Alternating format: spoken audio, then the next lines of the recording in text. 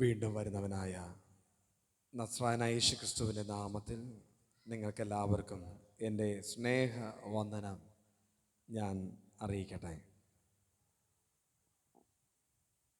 സിയോൻപുരം Lutheran church Panayankode സഭയുടെ 94ാമത് സഭാവാർഷിക ദിനത്തോടനുബന്ധിച്ചും 13ാമത് ആലയ സമർപ്പണ ആരാധനയും നിങ്ങൾ ആഘോഷിക്കുമ്പോൾ നിങ്ങളോടൊപ്പം ആയിരിക്കാൻ എന്നെ ഒരുക്കിയ ദൈവത്തിന് എല്ലാ സ്തുതിയും മഹത്വവും കരയറ്റുകയാണ്.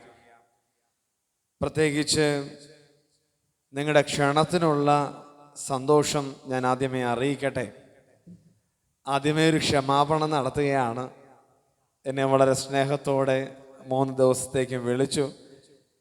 എന്നാൽ എൻ്റെ ശുശ്രൂഷയുടെ ഭാഗമായി അത്യാവശ്യമായി പങ്കെടുക്കേണ്ട ആരാധനകൾ സഭയിലുണ്ടായിരുന്നതിനാൽ നിങ്ങളോടൊപ്പം ആയിരിക്കാനായിട്ട് കഴിഞ്ഞില്ല. ദൈവത്തിൻ്റെ ഒരു ഹിതമായിരിക്കാം ഒരു ദിവസം മതി, മറ്റ് 2 ദിവസം 2 ദൈവവേലക്കാർ നിങ്ങളോട് വചനം സംസാരിക്കുന്നുണ്ടല്ലോ.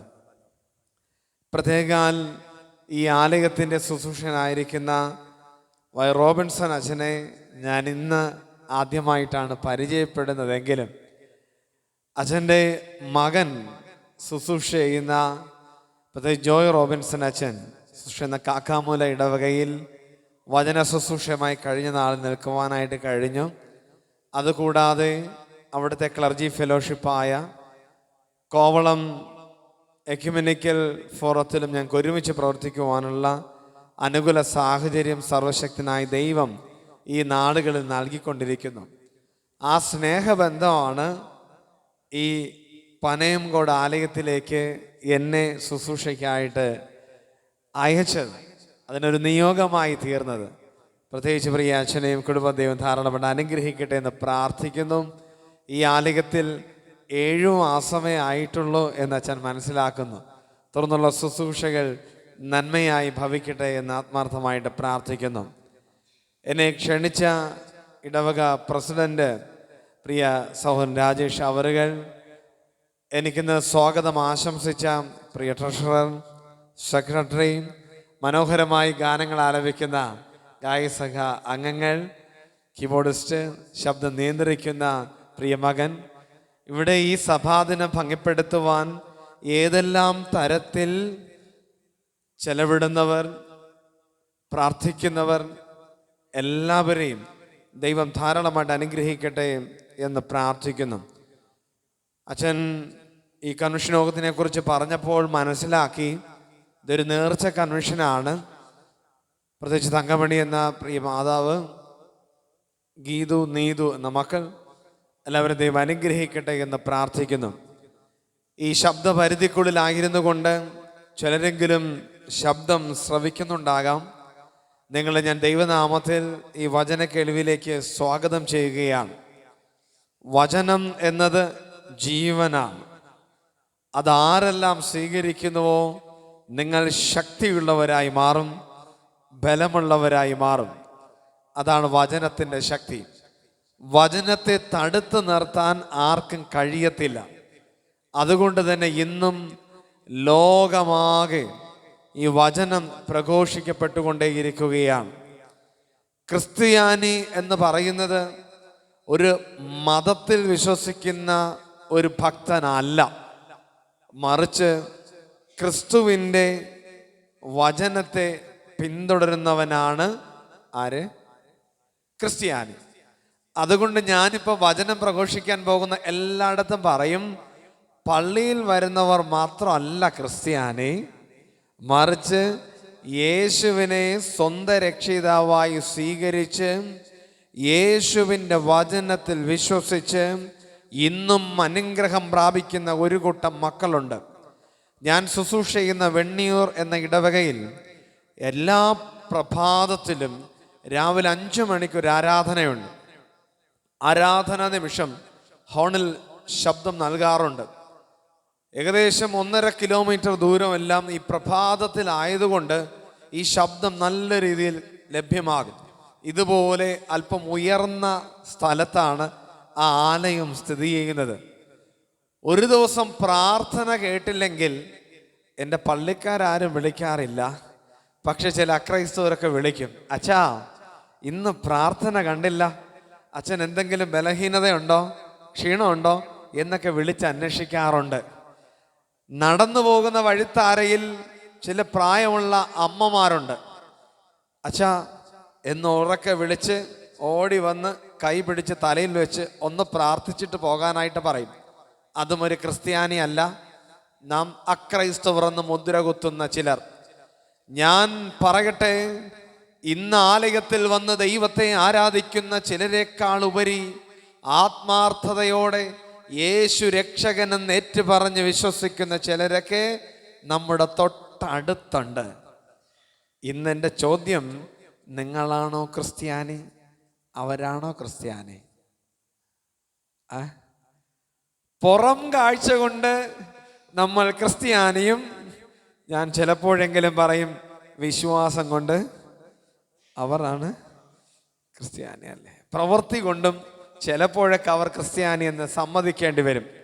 അതുകൊണ്ട് എല്ലാവരും ഞാൻ സ്നേഹത്തോടെ വചന കേൾവിയിലേക്ക് ഞാൻ സ്വാഗതം ചെയ്യുകയാണ്. ഈ ആലയം രൂപപ്പെട്ടിട്ട് 94 വർഷങ്ങൾ.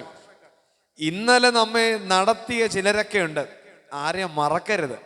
നിങ്ങൾക്ക് വേണ്ടി പ്രാർത്ഥിച്ച, കരുതിയ ഒരുപാട് പേർ, ആലയത്തിൽ ശുശ്രൂഷ ചെയ്തിരുന്നവർ, ആലയത്തിനായി വേർപ്പൊഴുക്കിയവർ, ഈ പ്രത്യേകിച്ച് സിയോൻ പുരം അല്ലെ, ഇതൊരു കുന്നിന്മേൽ ഇരിക്കുകയാണ്. ഇതൊരു സിയോന്റെ മഹിമ, ജനമൊഴുകിയെത്തുന്ന ഒരാലയം, വലിയ മഹത്വമുള്ള ഒരു ആലയം.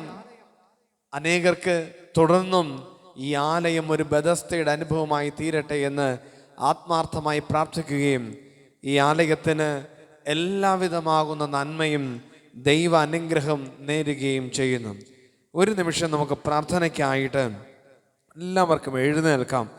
വചന കേൾവിക്കായി നമ്മെ തന്നെ ഒരുക്കാം, നമ്മെ തന്നെ ഒന്ന് സമർപ്പിക്കാം. നമുക്ക് ദൈവത്തോട് പ്രാർത്ഥിക്കാം. ചില നിമിഷങ്ങൾ മൗനമായി ദൈവത്തോട് പ്രാർത്ഥിക്കണം. തമ്പുരാനെ, എൻ്റെ ജീവിതത്തിൽ വചനത്തിലൂടെ അവിടെ ഇടപെടണമേ എന്ന് പ്രാർത്ഥിക്കണം. എല്ലാ ഹൃദയങ്ങളും കർത്താവിൻ്റെ സന്നിധിയിലേക്കൊന്ന് സമർപ്പിക്കണം. ഒരു പുതിയ വർഷത്തിൻ്റെ 3-ാം ദിനമാണ് ഇന്നേ ദിവസം. നമ്മൾ 1-ാം തീയതി ചില ഉടമ്പടികളൊക്കെ എടുത്തായിരുന്നു. ഈ ഉടമ്പടികൾ പാലിക്കാൻ തക്കവണ്ണം നമ്മെ തന്നെ ഒന്ന് ഒരുക്കണം. നമ്മൾ വളരെ പ്രാർത്ഥനയോടെ വചന കേൾവിക്കായി ഒരുങ്ങുമ്പോൾ, കർത്താവേ എൻ്റെ ജീവിതത്തിൽ അവിടെ നിന്നത്തെ ശുശ്രൂഷയിലൂടെ ഇടപെടണമേ എന്ന് പ്രാർത്ഥിച്ചാട്ടെ. എൻ്റെ ജീവനേക്കാളും എൻ്റെ കർത്താവേ അവിടുന്ന് എനിക്ക് വലിയവനെന്ന് പറഞ്ഞ് പ്രാർത്ഥിക്കാം. എൻ്റെ ദൈവമേ, അവിടുന്ന് സർവശക്തനാണ്, അവിടുന്ന് സർവജ്ഞാനിയാണ്, അവിടുന്ന് സർവവ്യാപിയാണ്. നീ ആ ദൈവത്തിൻ്റെ സന്നിധിയിലൊന്ന് സമർപ്പിക്കാമോ? ദൈവം നിന്നെ കാണുന്നുണ്ട്, കർത്താവ് നിന്നെ കാണുന്നുണ്ട്.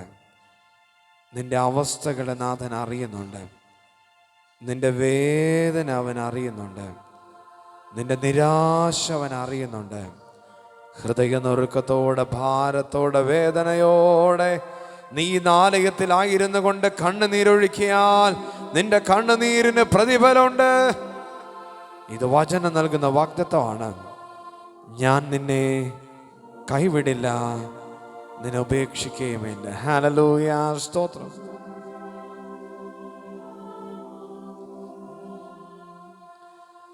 തുല്യം ചൊല്ലാൻ ആരുമില്ലേ അങ്ങെപ്പോലെ യേശുവേ. തുല്യം ചൊല്ലാൻ ആരുമില്ലേ അങ്ങെപ്പോലെ യേശുവേ.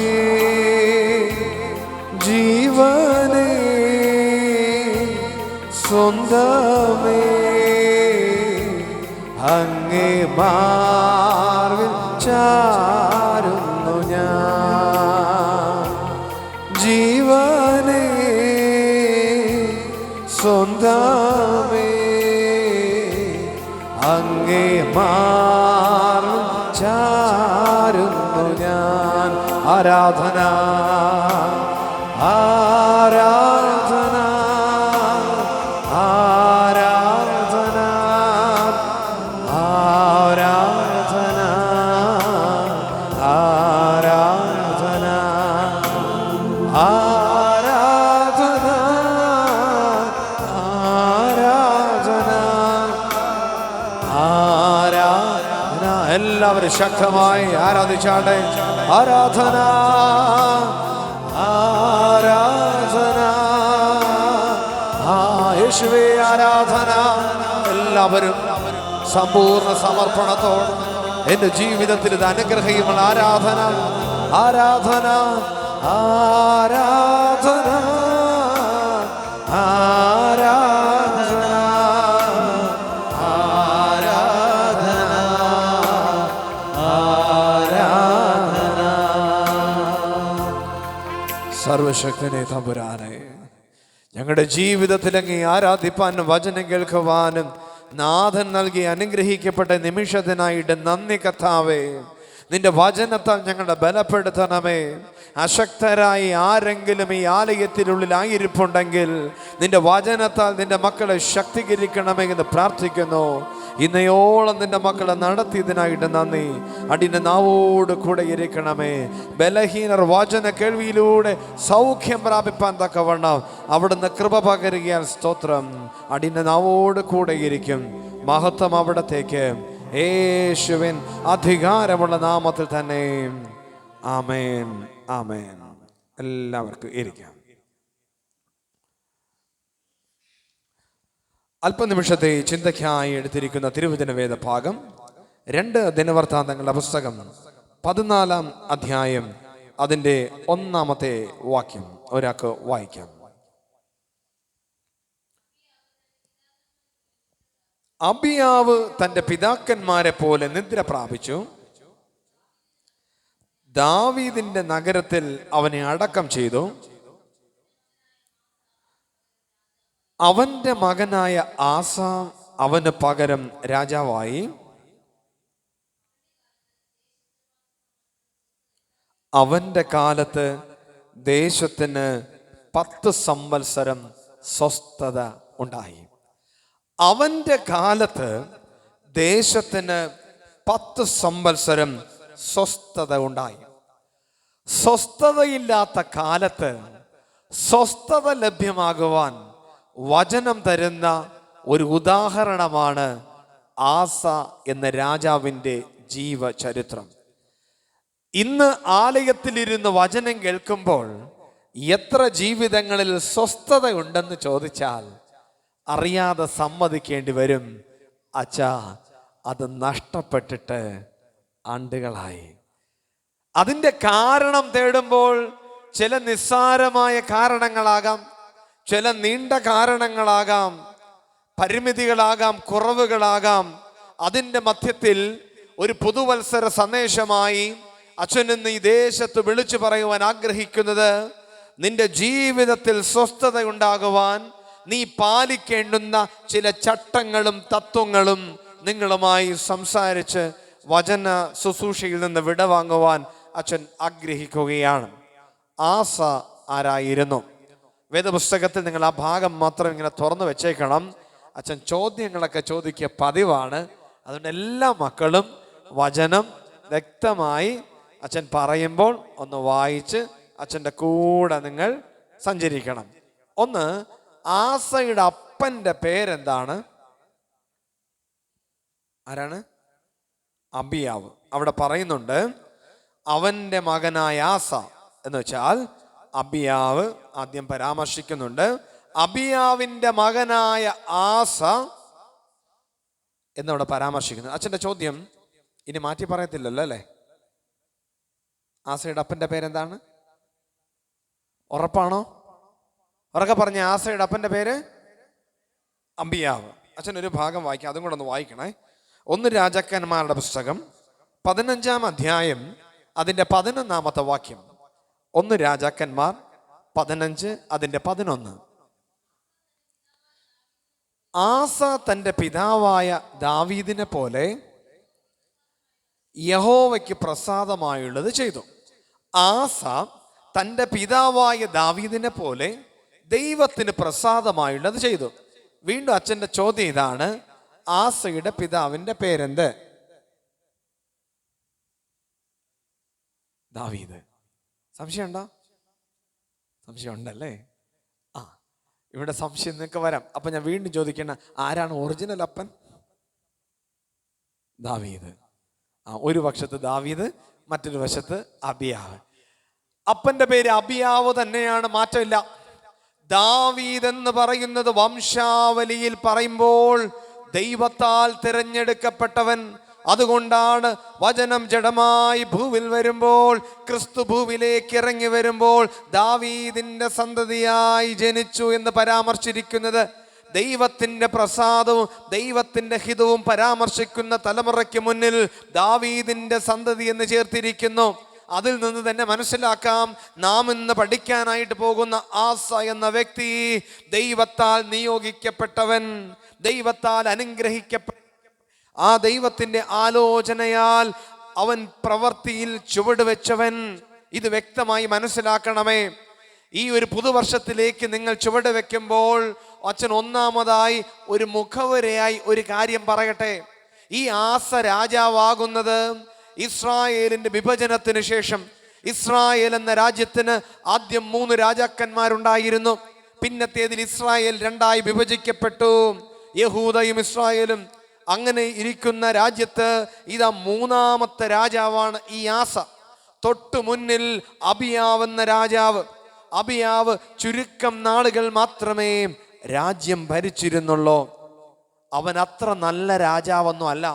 വിഗ്രഹാരാധനയും ദൈവത്തെ ത്യജിച്ചു കളഞ്ഞ് ദൈവത്തെ മുറുകെ പിടിക്കാതെ ഈ ലോകത്തിന്റെ സുഖ ലോലുപതയിലായിരുന്ന രാജാവായിരുന്നു അബിയാവ്. അതുകൊണ്ട് കുറച്ചു കാലം മാത്രം ഭരിച്ചപ്പോൾ തന്നെ ആ രാജ്യത്തിലുള്ള ജനങ്ങൾ മടുത്തു. അങ്ങനെ ഇരിക്കുമ്പോഴാണ് ആസ രാജാവാകുന്നത്. സ്വാഭാവികമായും അപ്പൻ മോശക്കാരനാണെങ്കിൽ മകൻ രാജാവാകുമ്പോൾ നമ്മളാണെങ്കിൽ എന്ത് പറയും? അപ്പൻ ഇങ്ങനെ ആയിരുന്നത് കൊണ്ട് മോന്റെ ഭരണം ഇനി പറയേണ്ട കാര്യം ഇല്ല.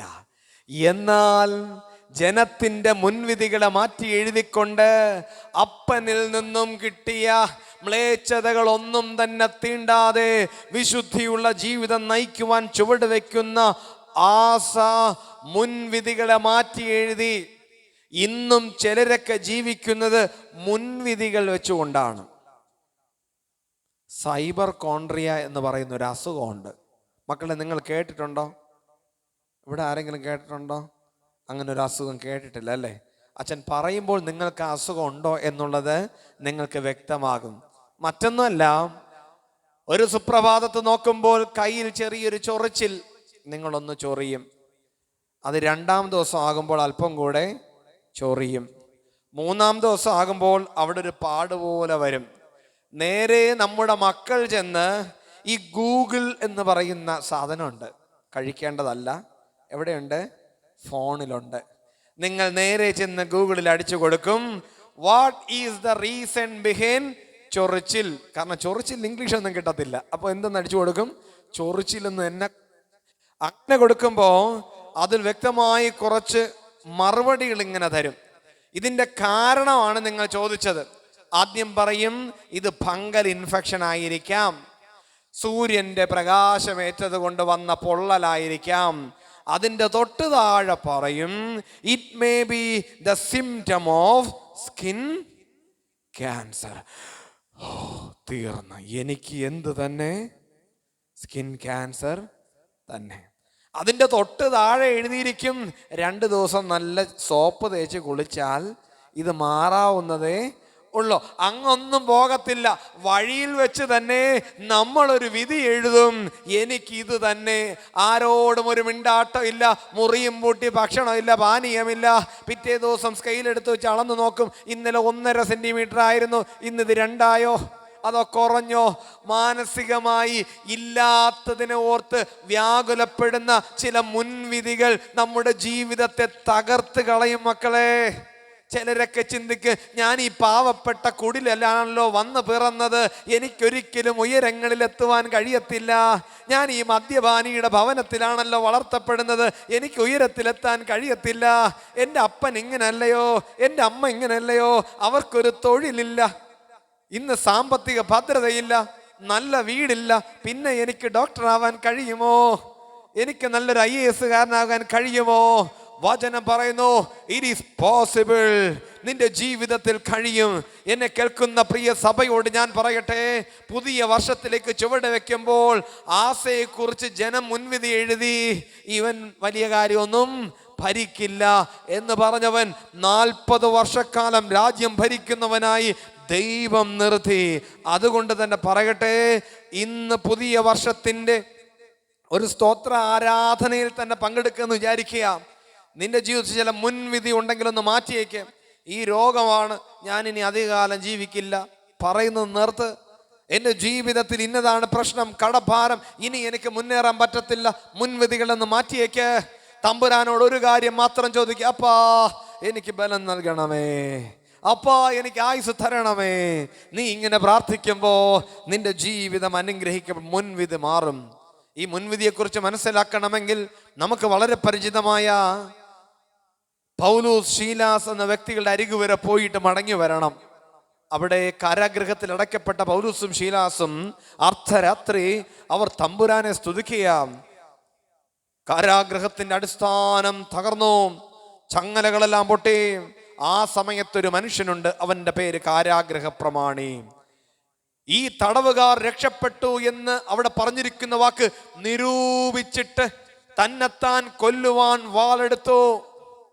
അവൻ അന്ന് മരിച്ചിരുന്നെങ്കിലോ ആർക്ക് നഷ്ടം? ആർക്ക് നഷ്ടം? ആ പാവം കുടുംബത്തിന് നഷ്ടം. അവിടെ പറയുന്നൊരു വാക്കുണ്ട്, അവൻ നിരൂപിച്ചു. അപ്പോഴാണ് പൗലോസും ശീലാസും ഉറക്കെ വിളിച്ചു പറഞ്ഞു, അയ്യോ നിനക്കൊരു ദോഷവും ചെയ്യരുതേ, ഞങ്ങൾ ഇവിടെ തന്നെ ഉണ്ടല്ലോ. പൗലോസും ശീലാസും ഉറക്കെ വിളിച്ചു. കാരണം അല്പമൊന്നും ഇവൻ കേട്ടില്ലെങ്കിൽ ആ നിമിഷം തന്നെ വാൾ കൊണ്ട് അവൻ മരിച്ചു വീഴും. അവിടെ മുൻവിധി നാശത്തിലേക്ക് നയിക്കുമായിരുന്നു. പലപ്പോഴും നമ്മുടെ മുൻവിധികൾ നമ്മുടെ ചുവടുകളെ നാശത്തിലേക്ക് നയിക്കും. അതുകൊണ്ട് ഇന്ന് മുഖവരെ അച്ഛൻ പറയട്ടെ, നിന്റെ ജീവിതം അനുഗ്രഹിക്കപ്പെടണമെങ്കിൽ നിന്റെ മുൻവിധിയെല്ലാം മാറ്റിയേക്ക്. നിന്നെക്കുറിച്ച് ലോകം ചിലതൊക്കെ പറയും, എടാ നീ മണ്ടനാണ്, നീ കഴിവില്ലാത്തവനാണ്, നിന്റെ ജീവിതത്തിൽ നിനക്ക് നീ ഉയർച്ചയില്ല എന്നൊക്കെ ലോകം പറയുമ്പോ നീ ചെവിയൊന്ന് അടച്ചു വെച്ചേക്ക്. നിന്നെക്കുറിച്ച് തമ്പുരാനൊന്ന് പറഞ്ഞാൽ അത് സംഭവിച്ചിരിക്കും. പുതിയ വർഷത്ത് നീ കേൾക്കേണ്ടത് ലോകത്തിന്റെ വാക്കുകളല്ല, എൻ്റെ കർത്താവിൻ്റെ വചനം നീ കേൾക്കണം. അത് ധ്യാനിക്കുമ്പോ നിന്റെ ജീവിതം നന്മയായി തീരും, സംശയം ഇല്ല. മുൻവിധിയെ മാറ്റി ഈ വചനത്തിലേക്ക് നിങ്ങൾ വരണം. പ്രധാനപ്പെട്ട ചില കാര്യങ്ങൾ ഞാൻ പറഞ്ഞു പോകും, സമയം കഴിയുമ്പോൾ ഞാൻ നിർത്തിക്കോളാം. ജീവിതത്തിൽ സ്വസ്ഥത കിട്ടുവാൻ നിന്റെ ജീവിതത്തിൽ എന്തെല്ലാമാണ് അനിവാര്യം? 1, 2 ദിനവൃത്താന്തങ്ങളുടെ പുസ്തകം 14-ാം അധ്യായം അതിൻ്റെ 4-ാമത്തെ വാക്യം വായിക്കാം. യഹൂദയോട് അവരുടെ പിതാക്കന്മാരുടെ ദൈവമായ യഹോവയെ അന്വേഷിക്കുക മതി. ജീവിതത്തിൽ നിനക്ക് സ്വസ്ഥത ഉണ്ടാകണമെങ്കിൽ നീ ദൈവത്തെ അന്വേഷിക്കണം. ഒരു രാജാവ് രാജസ്ഥാനത്തിലേക്ക് വരുമ്പോൾ അവന്റെ മഹത്വം നമുക്കറിയാം. ആ സ്ഥാനത്തിരിക്കുമ്പോൾ രാജാവ് പുറപ്പെടുവിക്കുന്ന കൽപ്പന ഇതാണ്, നിങ്ങൾ ആരെ അന്വേഷിക്കണം? ദൈവത്തെ അന്വേഷിക്കണം.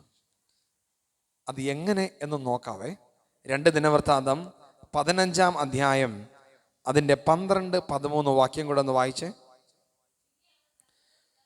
പിന്നെ അവർ തങ്ങളുടെ പിതാക്കന്മാരുടെ ദൈവമായ യഹോവയെ പൂർണ്ണ ഹൃദയത്തോടും പൂർണ്ണ മനസ്സോടും കൂടെ അന്വേഷിച്ചു കൊള്ളാമെന്നും ചെറിയവനോ വലിയവനോ പുരുഷനോ സ്ത്രീയോ ആരായാലും ഇസ്രായേലിൻ്റെ ദൈവമായ യഹോവയെ അന്വേഷിക്കാത്തവർ മരണശിക്ഷ അനുഭവിക്കണം. ദൈവത്തെ അന്വേഷിച്ചില്ലെങ്കിൽ മരണശിക്ഷ ഒരു രാജാവിൻ്റെ കൽപ്പനയാണ്. ജീവിതത്തിൽ സ്വസ്ഥത ഉണ്ടാകണമെങ്കിൽ ഒന്ന് ദൈവത്തെ അന്വേഷിക്കണം. പണ്ടൊക്കെ എൻ്റെ പിതാവും അച്ഛനാണ്, അച്ഛൻ്റെ പേര് സുഗതൻ എന്നാണ്. ഇന്നാളിൽ കാഞ്ഞിരംകുളം സഭയിലെ വൈദികനായിരിക്കുന്നു. സൺഡേ സ്കൂളൊക്കെ കഴിഞ്ഞിട്ട് വന്നാൽ സൺഡേ സ്കൂൾ വാക്യം എല്ലാം പറഞ്ഞ് പഠിച്ച് പ്രാർത്ഥിക്കാതെ നമുക്ക് എന്ത് തരത്തില്ല? ഭക്ഷണം തരത്തില്ല. ഇന്നാണെങ്കിലോ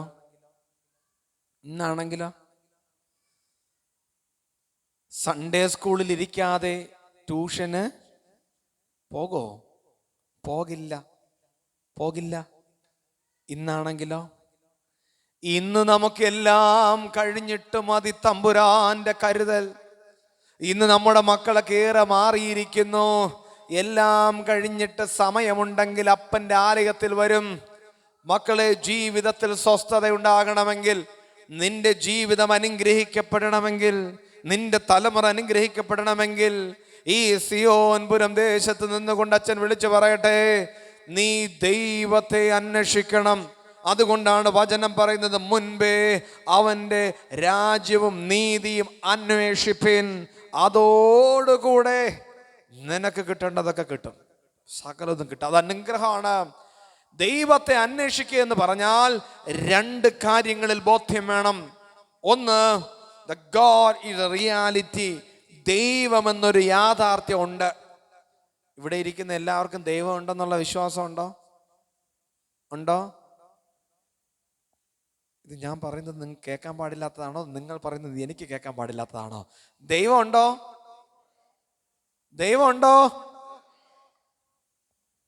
ഇന്ന് ചിലർക്കൊക്കെ ഇഷ്ടം ദൈവം ഇല്ല എന്ന് പറയാനാണ്. നിങ്ങൾ ഇവിടെ ഇരുന്ന് ദൈവം ഉണ്ടെന്ന് പറഞ്ഞു, നിങ്ങൾ നടന്നു പോകുന്ന വഴിക്ക് ഒരാൾ വിളിച്ച് പറയട്ടോ ദൈവമൊന്നുമില്ലടാ, ചുമ്മാ തന്നെ. അപ്പം ദൈവം കാണില്ലല്ലേ? ഇതാണ് നമ്മുടെ ശൈലി.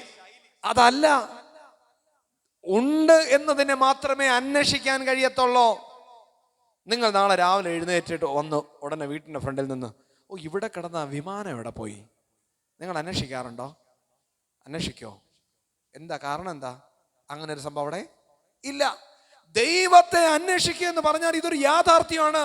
പ്രപഞ്ചത്തിന്റെ സൃഷ്ടാവ് 6 ദിനം കൊണ്ട് ഈ പ്രപഞ്ചത്തിൽ കാണുന്ന സകലത്തെയും സൃഷ്ടിച്ച് മെനഞ്ഞ് നിനക്ക് രൂപം നൽകി, നിനക്ക് കുടുംബം നൽകി, നിനക്ക് ആവശ്യമായ നന്മകൾ നൽകി പോറ്റുന്ന ഒരു തമ്പുരാനുണ്ട്. അവൻ രക്ഷകനാണ്. അവൻ നിന്റെ സകലവും തന്നെ, എല്ലാം എന്ന് പറയുവാൻ നിനക്ക് കഴിയണം. എങ്കിൽ മാത്രമേ അന്വേഷിക്കാൻ പറ്റത്തുള്ളൂ. അല്ലാതെ ഉണ്ടോ ഇല്ലയോ ഈ സംശയം വെച്ചുകൊണ്ട് ദൈവത്തെ അന്വേഷിക്കാൻ കഴിയത്തില്ല. 2, ദൈവത്തെ അന്വേഷിക്കുക എന്ന് പറഞ്ഞാൽ അതിൻ്റെ വാല്യൂ അറിയണം. ഉദാഹരണം പറയാം. ഇന്ന് നിങ്ങൾ പനയങ്കോട് ലൂതറൻ ചർച്ചിൽ ഇരുന്ന് വചനം കേൾക്കാൻ വന്നു, സന്തോഷം. വന്നപ്പോൾ കയ്യിൽ നല്ല കാണിക്ക, സ്തോത്രാർപ്പണമൊക്കെ നിങ്ങൾ കരുതിയിട്ടുണ്ട്, സന്തോഷം. കാണിക്ക ഇടാനായിട്ട് അച്ഛൻ പറഞ്ഞപ്പോൾ ശേഖരിക്കാൻ തുടങ്ങുമ്പോൾ നിങ്ങൾ വേദപുസ്തകം തപ്പുമ്പോൾ അതിനകത്തിരുന്ന 20 രൂപ കാണാനില്ല. 20 രൂപ എന്തില്ല? കാണാനില്ല. നിങ്ങൾ എന്ത് ചെയ്യും? 20 രൂപ അല്ല 50 രൂപ ആകട്ടെ, കുഴപ്പമില്ല കേട്ടോ. നിങ്ങൾ എന്ത് ചെയ്യും? മോളെ പറ, നീ എന്ത് ചെയ്യും? നോക്കും. എവിടെയൊക്കെ നോക്കും? ബൈബിളിനകത്ത് നോക്കും, തറയിൽ നോക്കും, കണ്ടില്ല. എന്ത് ചെയ്യും? കൺവെൻഷൻ നാളെയുണ്ട്, നാളെ നമുക്കിടാം എന്നല്ലേ പറയത്തുള്ളൂ. ആണല്ലോ, ഓക്കെ. നിങ്ങളും അങ്ങനെയാണെന്ന് ഞാൻ വിശ്വസിക്കുന്നു. നിങ്ങളൊരു പക്ഷേ ബൈബിളിൽ അങ്ങോട്ടും ഇങ്ങോട്ടൊക്കെ മറിക്കും, ഇങ്ങോട്ട് മറിക്കും, തറയിൽ നോക്കും, കിട്ടിയില്ല എങ്കിൽ മിണ്ടാതെ അങ്ങ് ഇരിക്കും. ഇന്നത്തേക്ക് സ്തോത്ര കാഴ്ച വേണ്ട. ഇനി സ്തോത്ര കാഴ്ചയ്ക്ക് സമയമായി. കാണിക്കയ്ക്കുള്ള കാശെടുക്കാൻ നോക്കിയപ്പോൾ കയ്യിൽ കിടന്ന 1 പവൻ്റെ ബ്രേസ്ലെറ്റ് കണ്ടില്ല. കണ്ടില്ലെന്ന് വെക്കുക. ഇപ്പം ആരും നോക്കണ്ട, അവിടെ തന്നെ ഉണ്ട് കേട്ടോ. നിങ്ങൾ എന്തു ചെയ്യും? എവിടെ നോക്കും? മലയാളത്തിൽ പറഞ്ഞാൽ പോകുന്ന വഴിക്ക് പുല്ലുപോലും കിളിർക്കത്തില്ല. ഇനി ഏത് സുജിത്തച്ഛൻ, ഏത് പ്രസംഗം, ഏത് തമ്പുരാൻ ഇവിടെ നിന്നൊരു ഓട്ടം ഓടും. വന്ന വഴി എനിക്ക് റൂട്ടൊന്നും വലിയ പിടിയില്ല, എങ്കിലും കിള്ളി വരെ പോകുമായിരിക്കും, നിങ്ങളുടെ വീട് വരെ പോകും, അവിടെ നിന്ന് തിരിച്ചു വരും. പോകുന്ന കടക്കാരോട് ചോദിക്കും, എല്ലാവരോടും കണ്ടോ കണ്ടോ കണ്ടോ എൻ്റെ ബ്രേസ്ലെറ്റ് കണ്ടോ? അയ്യോ ഇല്ല. കൺവിഷനും വേണ്ട, ഒന്നും വേണ്ട. എടോ, എൻ്റെ ചോദ്യം ഇതാണ്, നിന്റെ കയ്യിലിരുന്ന ഒരു ക്യാഷ് നഷ്ടപ്പെട്ടപ്പോ 2 മിനിറ്റ് കൊണ്ട് നിന്റെ അന്വേഷണം നിർത്തി. നിന്റെ കയ്യിൽ കിടന്ന ബ്രേസ്ലെറ്റ് കളഞ്ഞപ്പോൾ നീ ഇത്രയും സമയം അന്വേഷിക്കണമെങ്കിൽ വാട്ട് ഈസ് ദ റീസൺ? എന്താണ് അതിന്റെ പിന്നിലെ കാരണം? കാരണം എന്താ? വില പിടിച്ചതായതുകൊണ്ട്. നിന്റെ ജീവിതത്തിൽ ഇന്ന് കുടുംബ പ്രാർത്ഥന ഇല്ലെങ്കിൽ, ആലയത്തിൽ വരാൻ കഴിയാതെ മടിച്ചു കയ്യും കെട്ടി നീ വീട്ടിൽ ഇരിക്കുന്നുണ്ടെങ്കിൽ, നിന്റെ മക്കൾ ദൈവഭയമില്ലാതെ ഇരിക്കുന്നുണ്ടെങ്കിൽ, അതിൻ്റെ ഒരേ ഒരു അർത്ഥമേ ഉള്ളൂ, നിന്റെ തലമുറ ദൈവത്തിന് നൽകിയിരിക്കുന്ന വില അത്രയുള്ളൂ. ദൈവമെന്ന നാമത്തിന്റെ വില അറിഞ്ഞിട്ടുള്ളവൻ ഭവനത്തിൽ അടങ്ങിയിരിക്കില്ല. ആരാധനയ്ക്കായി ഓടിക്കൂടുന്ന ഒരു തലമുറയായി, ജീവനും ചൈതന്യമുള്ളൊരു തലമുറയായി നിൽക്കും. അവിടെ സ്വസ്ഥതയും ഉണ്ടാകും എന്നതിന് യാതൊരുമായ സംശയമില്ല. ജീവിതത്തിൽ അനുഗ്രഹമാണ്. ദൈവത്തെ അന്വേഷിച്ചാൽ നിന്റെ ജീവിതത്തിൽ സ്വസ്ഥത ഉണ്ടാകും. നിന്റെ മക്കളെ പഠിപ്പിക്കേണ്ടത് അതാണ്. ആദ്യം മുട്ടുമേൽ നിന്ന് പ്രാർത്ഥിക്കാൻ പഠിപ്പിക്കണം. പണ്ടൊക്കെ നമുക്ക് പ്രാർത്ഥിക്കാൻ പായൊക്കെ ഉണ്ടായിരുന്നു വീട്ടിൽ. ഇന്നുണ്ടോ? എവിടെ? കണ്ടിട്ടുപോലില്ലെന്ന് തോന്നുന്നു. മുട്ടുമ നിൽക്കണം. നമ്മുടെ പൂർവികർ കരഞ്ഞ കരച്ചിലുണ്ട്, കീറിയ പായകൾ മുട്ടുകുത്തി നിൽക്കുമ്പോ. ഇന്ന് ആലയത്തിലൊന്ന് മുട്ടുകുത്താൻ പറഞ്ഞ അയ്യോ, പിന്നെ ഒന്നും പറയണ്ട. മക്കളെ, ഇന്ന് ആരോഗ്യമുള്ള സമയത്ത് മുട്ടുകുത്ത്. നമുക്കതിന് കഴിയും. ദൈവത്തെ അന്വേഷിക്കും, വിനയപ്പെട്. ദൈവത്തെ അന്വേഷിക്കുന്ന വിധേയപ്പെടലാണ്. പണ്ടൊക്കെ നമ്മുടെ ആലയങ്ങൾ 92 വർഷങ്ങൾക്ക് മുമ്പ്, 94 വർഷങ്ങൾക്ക് മുമ്പ് ഈ ആലയവും ഒരു കുഞ്ഞാലയമായിരുന്ന ആളും അല്ലേ. ഒരു ഓല മേഞ്ഞ് ചിലപ്പോൾ ഒരു കെട്ടിടമായിരുന്നിരിക്കും. തറയിൽ മണലായിരിക്കാം, ചാണകം മെഴുകിയതായിരിക്കാം, പിന്നത്തേതിൽ ഓടായി കാണും. അതിനെ മാറ്റി മനോഹരമായി ഷീറ്റ് വന്നു, ഹാള് വന്നു. ഓ, എത്ര അനുഗ്രഹം! അന്നൊക്കെ നമ്മുടെ ആലയത്തിന് മുൻവശത്ത് ചെറിയൊരു വാതിലുണ്ടായിരിക്കും. കയറുമ്പോൾ തല ഇങ്ങനെ കുനിഞ്ഞു കയറും. പണ്ടത്തെ ഭവനങ്ങളും അങ്ങനെ തന്നെയാണ്. ഇന്നത്തെ നമ്മുടെ ആലയത്തിന്റെ വാതിലുകളൊക്കെ കാണണം. ഒരുത്തനെ തലയിൽ കയറ്റിയിരുത്തി പോയാലും ഒരു കുഴപ്പമില്ല, അത്രയ്ക്ക് വിശാലമായ വാതിലൊക്കെ ആയി. ഇന്ന് ദൈവത്തെ അന്വേഷിക്കുന്നത് വിനയപ്പെടലോടുകൂടെ അല്ല, അഹങ്കാരത്തോടു കൂടെയാണ്. അതും അനുഗ്രഹത്തിന്റെ അഹങ്കാരമാണ്. ഇതെല്ലാം തന്നു ശരി തന്നെ, പക്ഷേ ദൈവത്തെ നീ വിനയത്തോടെ ഇന്ന് അന്വേഷിക്കും. മക്കളെ, ഇതെല്ലാം ദൈവം നൽകിയ ദാനമാണ്. ഇതെല്ലാം ദൈവം തന്നതാണ്. ഇനി ദൈവം തന്നാലേ ഇനി എന്തെങ്കിലും നന്മയുള്ളൂ. അത് നീ തിരിച്ചറിഞ്ഞാൽ ജീവിതത്തിൽ സ്വസ്ഥതയുണ്ടാകും. അതുകൊണ്ട് ഇന്ന് അച്ഛൻ പ്രാരംഭമായി നിങ്ങളോട് പറയാൻ ആഗ്രഹിച്ചത്, ഒന്ന്, ദൈവത്തെ അന്വേഷിക്കണം. തയ്യാറാണോ? നിങ്ങൾ ഇന്നു മുതൽ എല്ലാ പ്രഭാതത്തിലും എഴുന്നേറ്റ ഉടനെ നിങ്ങളൊന്ന് ഫ്രഷായി വന്ന് വേദപുസ്തകം എടുത്ത് വായിച്ച് ഒരു വാക്ക് പ്രാർത്ഥിച്ച് തുടങ്ങുക. ജീവിതം അനുഗ്രഹിക്കപ്പെടും. ഭവനത്തിൽ നഷ്ടപ്പെട്ട സ്വസ്ഥത തിരിച്ചു വരും, നന്മ തിരിച്ചു വരും. അത് വചനമാണ് പറയുന്നത്. 2, അവിടെ പറയുന്നത്, ദൈവമായ യഹോവയെ അന്വേഷിപ്പാനും ന്യായപ്രമാണവും കൽപ്പനയും ആചരിച്ച് നടപ്പാൻ കൽപ്പിച്ചു. ആചരിക്കുക. എന്താണ് ആചരിക്കേണ്ടതെന്ന് അറിയാവോ? ന്യായപ്രമാണവും കൽപ്പനയും ആചരിക്കുക എന്ന് വെച്ച് കഴിഞ്ഞാൽ ഈ വചനത്തെ എന്ത് ചെയ്യണം? ആചരിക്കണം. ആചരിക്കുക എന്ന് പറഞ്ഞ വാക്കിന്റെ അർത്ഥം അറിയാവോ? ആചരിക്കുക, ആചരിക്കുക, ആചരിക്കുക. ആചരിക്കുക എന്ന് പറഞ്ഞാൽ അനുഷ്ഠിക്കുക, പ്രവർത്തിക്കുക എന്നുള്ളത് തന്നെയാണ് അതിന്റെ അർത്ഥം. എന്താ പറയുന്നത്? ന്യായപ്രമാണം നിങ്ങൾ പ്രവർത്തിക്കുക, ആചരിക്കുക. അതിന്റെ 15-ാം അധ്യായത്തിന്റെ 3-ാമത്തെ വാക്യം വായിച്ചേ. ഇസ്രായേൽ ഇപ്പോൾ ബഹുകാലമായി സത്യദൈവവും ഉപദേശിക്കുന്ന പുരോഹിതനും ന്യായപ്രമാണവും ഇല്ലാതിരിക്കുന്നു. അന്ന് ഒരു കാലത്ത് ഇസ്രായേൽ ബഹുകാലമായി സത്യദൈവവും ഉപദേശിക്കുന്ന പുരോഹിതനും ന്യായപ്രമാണവും ഇല്ലാതായിരിക്കുന്നു. എന്നാൽ ഈ ആസ രാജാവായപ്പോൾ ഈ ന്യായപ്രമാണത്തെ പുനഃസ്ഥാപിക്കാൻ ശ്രമിച്ചു. പറയുകയാണ്, പ്രിയ മക്കളെ, ന്യായപ്രമാണം നിങ്ങൾ ആചരിക്കണം.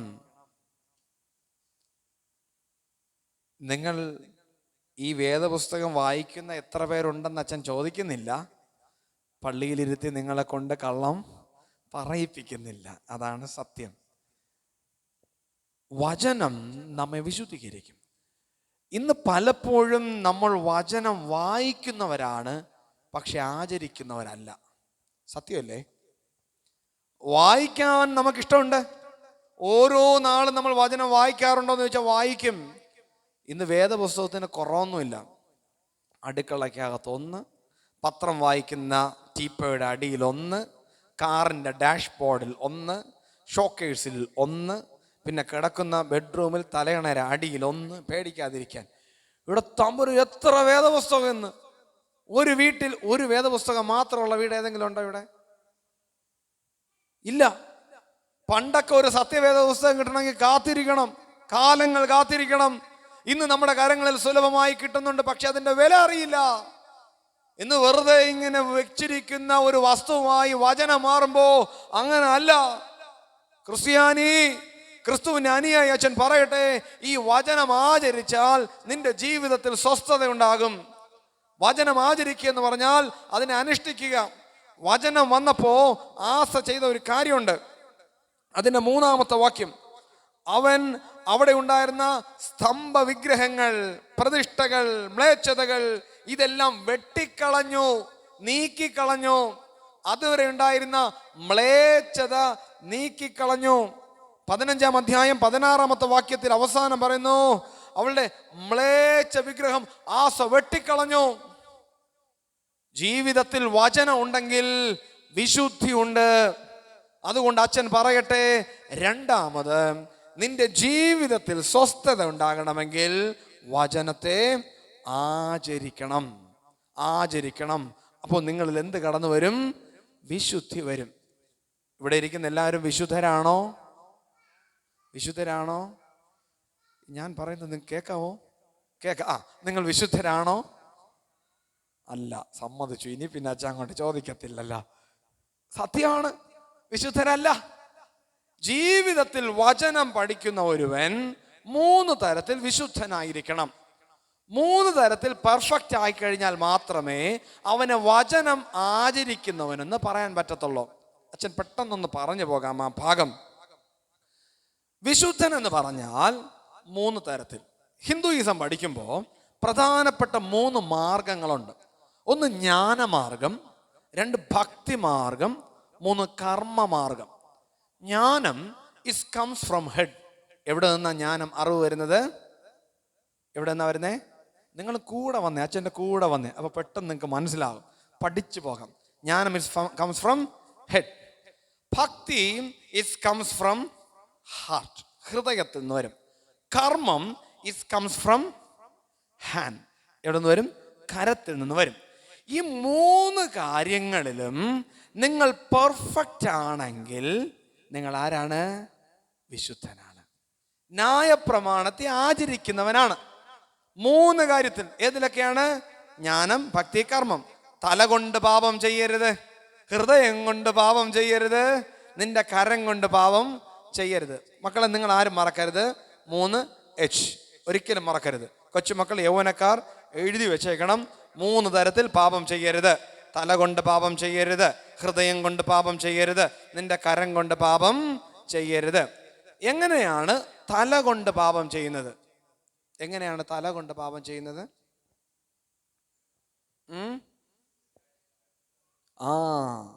കൊള്ളാം, നിങ്ങൾ ഇപ്പോഴാണ് ആ ട്രാക്കിൽ വന്നത്. പറഞ്ഞുകൊണ്ടിരിക്കുക കേട്ടോ. ചിന്ത എന്ന് പറഞ്ഞാൽ ഞാനെന്ന ഭാവം. ഞാനില്ലെങ്കിൽ ഇവിടെ ഒന്നും, ബാക്കി പറ, നിങ്ങൾ പൂരിപ്പിച്ചേ, നടക്കില്ല. ഇവിടെ ഞാൻ മാത്രമേ ഉള്ളൂ എന്ന് പറയുന്ന ചില ചിന്തയുണ്ട്. മക്കളെ, പ്രശംസിപ്പാൻ ഒന്നുമില്ല, എൻ്റെ തമ്പുരാൻ നൽകിയതല്ലാതെ ഒന്നുമില്ല. നിനക്ക് തന്നെ ജ്ഞാനിയായി തോന്നരുത്. ഗലാത്യർക്ക് എഴുതിയ ലേഖനം 6-ാം അധ്യായത്തിൽ പറയുന്നത് ഇപ്രകാരമാണ്: നിനക്ക് തന്നെ ജ്ഞാനിയായി തോന്നരുത്. പിന്നത്തെ പറയുന്നത് പ്രശംസിപ്പാൻ ക്രൂശ് മാത്രം. ഇന്ന് നമ്മുടെയൊക്കെ അഹങ്കാരം കാണണം. അയ്യോ, ഇവിടെ അഹങ്കാരമുള്ള ആരെങ്കിലും ഉണ്ടോ? മിണ്ടണ്ട. കൊലോസ്യർക്ക് എഴുതിയ ലേഖനം 3-ാം അധ്യായം അതിൻ്റെ 5-ാമത്തെ വാക്യം.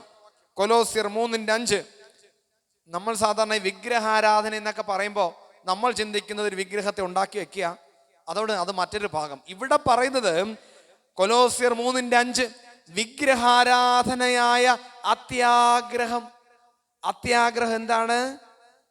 വിഗ്രഹാരാധനയാണ്, മ്ലേച്ഛതയാണ്, ലജ്ജയാണ്. അത് ഈ ചിന്തയിൽ നിന്നാ വരുന്നത്.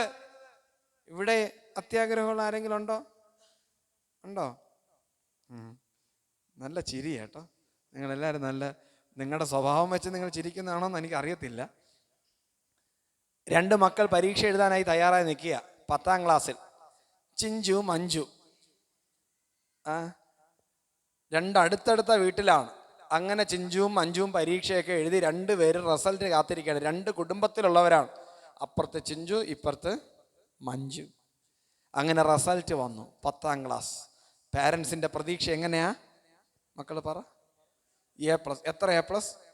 Full A+. അതിൽ കുറഞ്ഞൊന്നും നോക്കണ്ട. അങ്ങനെ റിസൾട്ട് വന്നപ്പോൾ ആർക്കായിരിക്കും ടെൻഷൻ കൂടുതൽ? പിള്ളേർക്കായിരിക്കും. കറക്റ്റ്, മാതാപിതാക്കൾക്ക്. അങ്ങനെ ടെൻഷൻ അടിച്ചിരിക്കുകയാണ്. ഇവിടെ ഇതാ മഞ്ജുവിൻ്റെ അമ്മ റിസൾട്ടൊക്കെ നോക്കിയപ്പോൾ 9 A+. അയ്യോ, തീർന്നു. മഞ്ജുവിനെ പിടിച്ചേർത്ത്, ഇനി ഞാൻ എങ്ങനെ അച്ഛൻ്റെ മുഖത്ത് നോക്കും? ഫുൾ A+ കിട്ടിയിരുന്നെങ്കിൽ പള്ളിയിൽ നിന്ന് നിനക്ക് അത് കിട്ടുമായിരുന്നില്ലേ? ഇതെല്ലാം പറഞ്ഞ് ഇങ്ങനെ ആകെ ടെൻഷൻ. കൊച്ചു പറഞ്ഞു, അമ്മ എനിക്ക് 9 A+ കിട്ടിയില്ലേ, ഞാനൊരു 5 പോലും പ്രതീക്ഷിച്ചതല്ല. ദൈവം തമ്പുരാൻ എനിക്ക് 9 തന്നില്ലേ. മിണ്ടാതിരിക്ക്. 9 1 എവിടെ പോയി? അതാണ് ഇവിടത്തെ പ്രശ്നം. അപ്പോഴാണ് പെട്ടെന്നൊരു ഓർമ്മ. അപ്പുറത്തെ വീട്ടിൽ ആരുണ്ട്? ചിഞ്ചു ഉണ്ട്. പതുക്കെ മതിലിൻ്റെ അടുത്ത് ഈ അമ്മ പോയിട്ട്, ഹലോ, റിസൾട്ട് വന്നായിരുന്നു? ഓ, വന്നു. ചിഞ്ചുവിന് എത്ര A+ ഉണ്ട്? 8 ഉണ്ട് കേട്ടോ. ഓ, സന്തോഷായി, സമാധാനായി. കാരണം എന്താ? അപ്പുറത്ത് 8 ഉള്ളു. അപ്പം പ്രശ്നം ഇവിടെ നമുക്ക് 10 കിട്ടാത്തതല്ല അപ്പം പ്രശ്നം. അപ്പോ അവിടത്തെക്കാൾ 1 നമുക്ക് കൂടുതൽ കിട്ടി. ഇതിനെയാണ് യഥാർത്ഥത്തിൽ അത്യാഗ്രഹം എന്ന് പറയുന്നത്. നമുക്ക് പലപ്പോഴും ഉള്ളതിൽ സംതൃപ്തിപ്പെടാൻ കഴിയുന്നില്ല. നമ്മൾ തൊട്ടടുത്ത ആളിനെ നോക്കിയിട്ട് അതിനേക്കാൾ കൂടുതലുണ്ടെങ്കിൽ ഓക്കെ. അങ്ങനല്ല. നിന്റെ ജീവിതത്തിൽ നിനക്ക് ദൈവം തമ്പുരാൻ തരുന്നതിൽ സംതൃപ്തിയോടെ നീ ഇരുന്നാൽ ജീവിതം അനുഗ്രഹിക്കപ്പെടും. നിനക്ക് തന്നെ ജ്ഞാനിയായി തോന്നരുത്.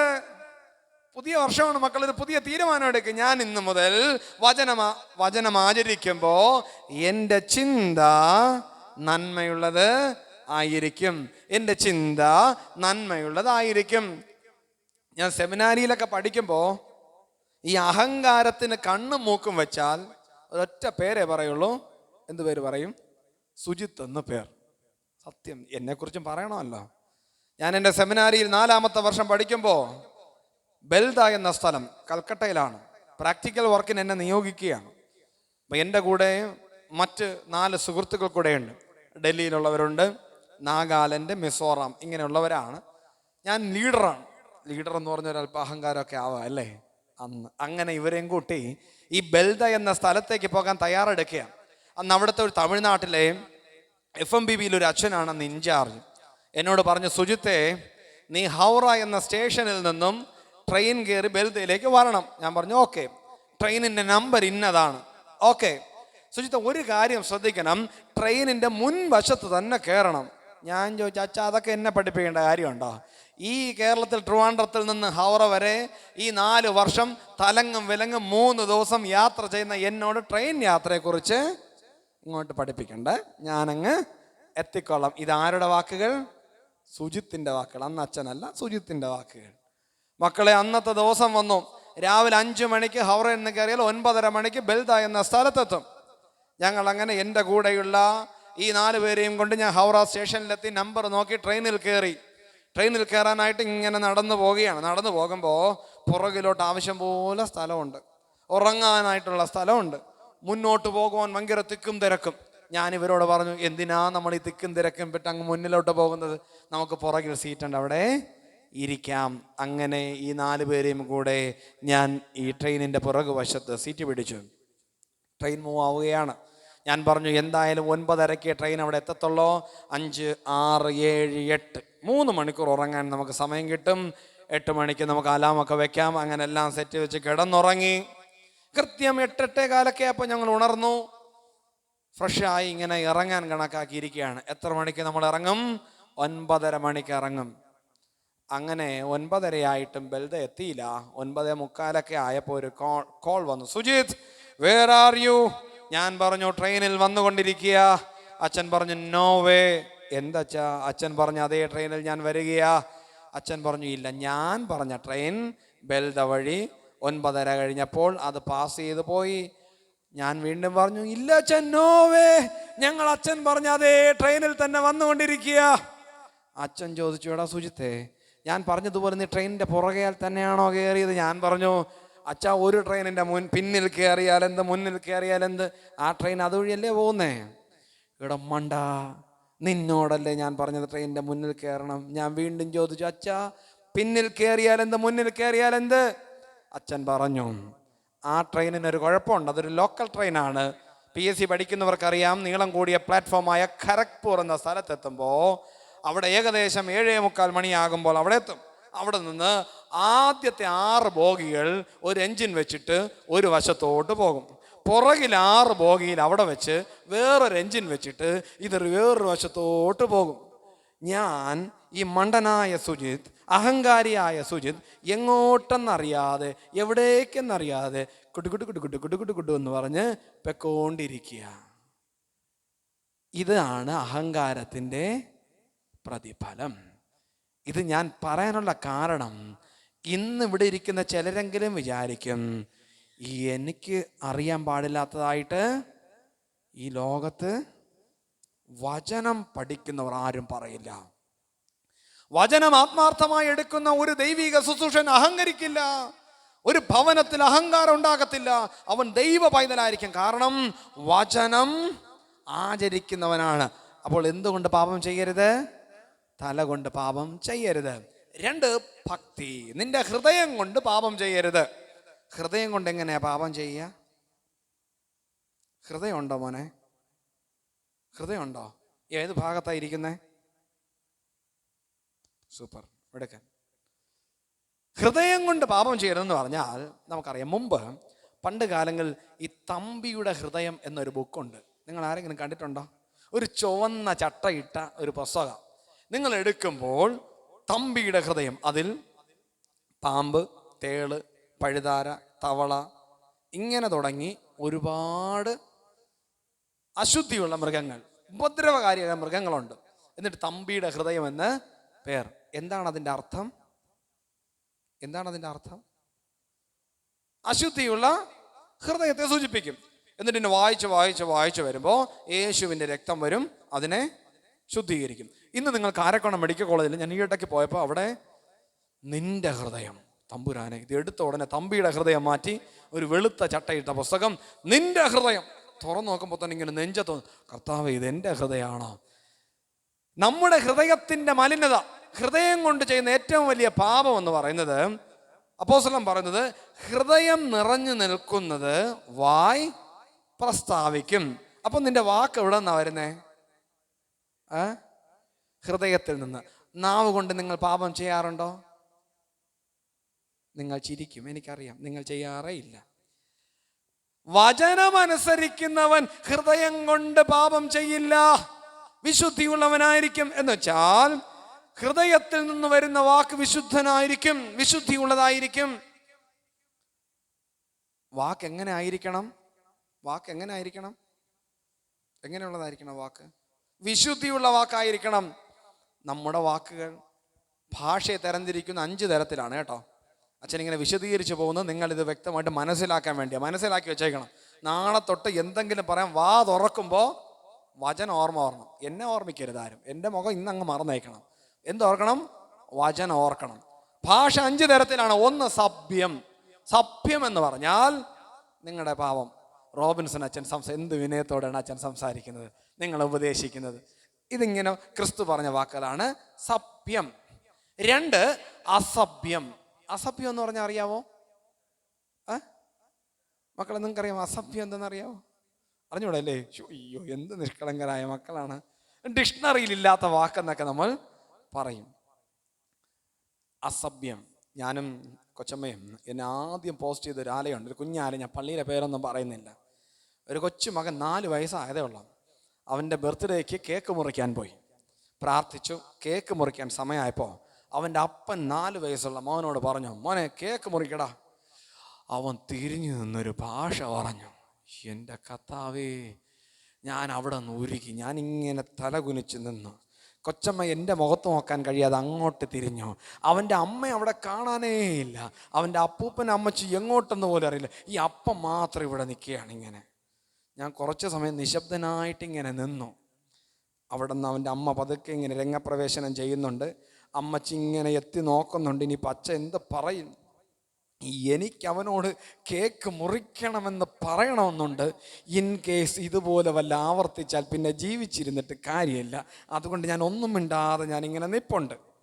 എങ്കിലും പിന്നെ ആരും ഒന്നും പറയാത്തതുകൊണ്ട് കുറച്ച് കഴിഞ്ഞപ്പോൾ അവൻ്റെ തോളിൽ തട്ടി, മോനെ കേക്ക് മുറിക്കാമോ?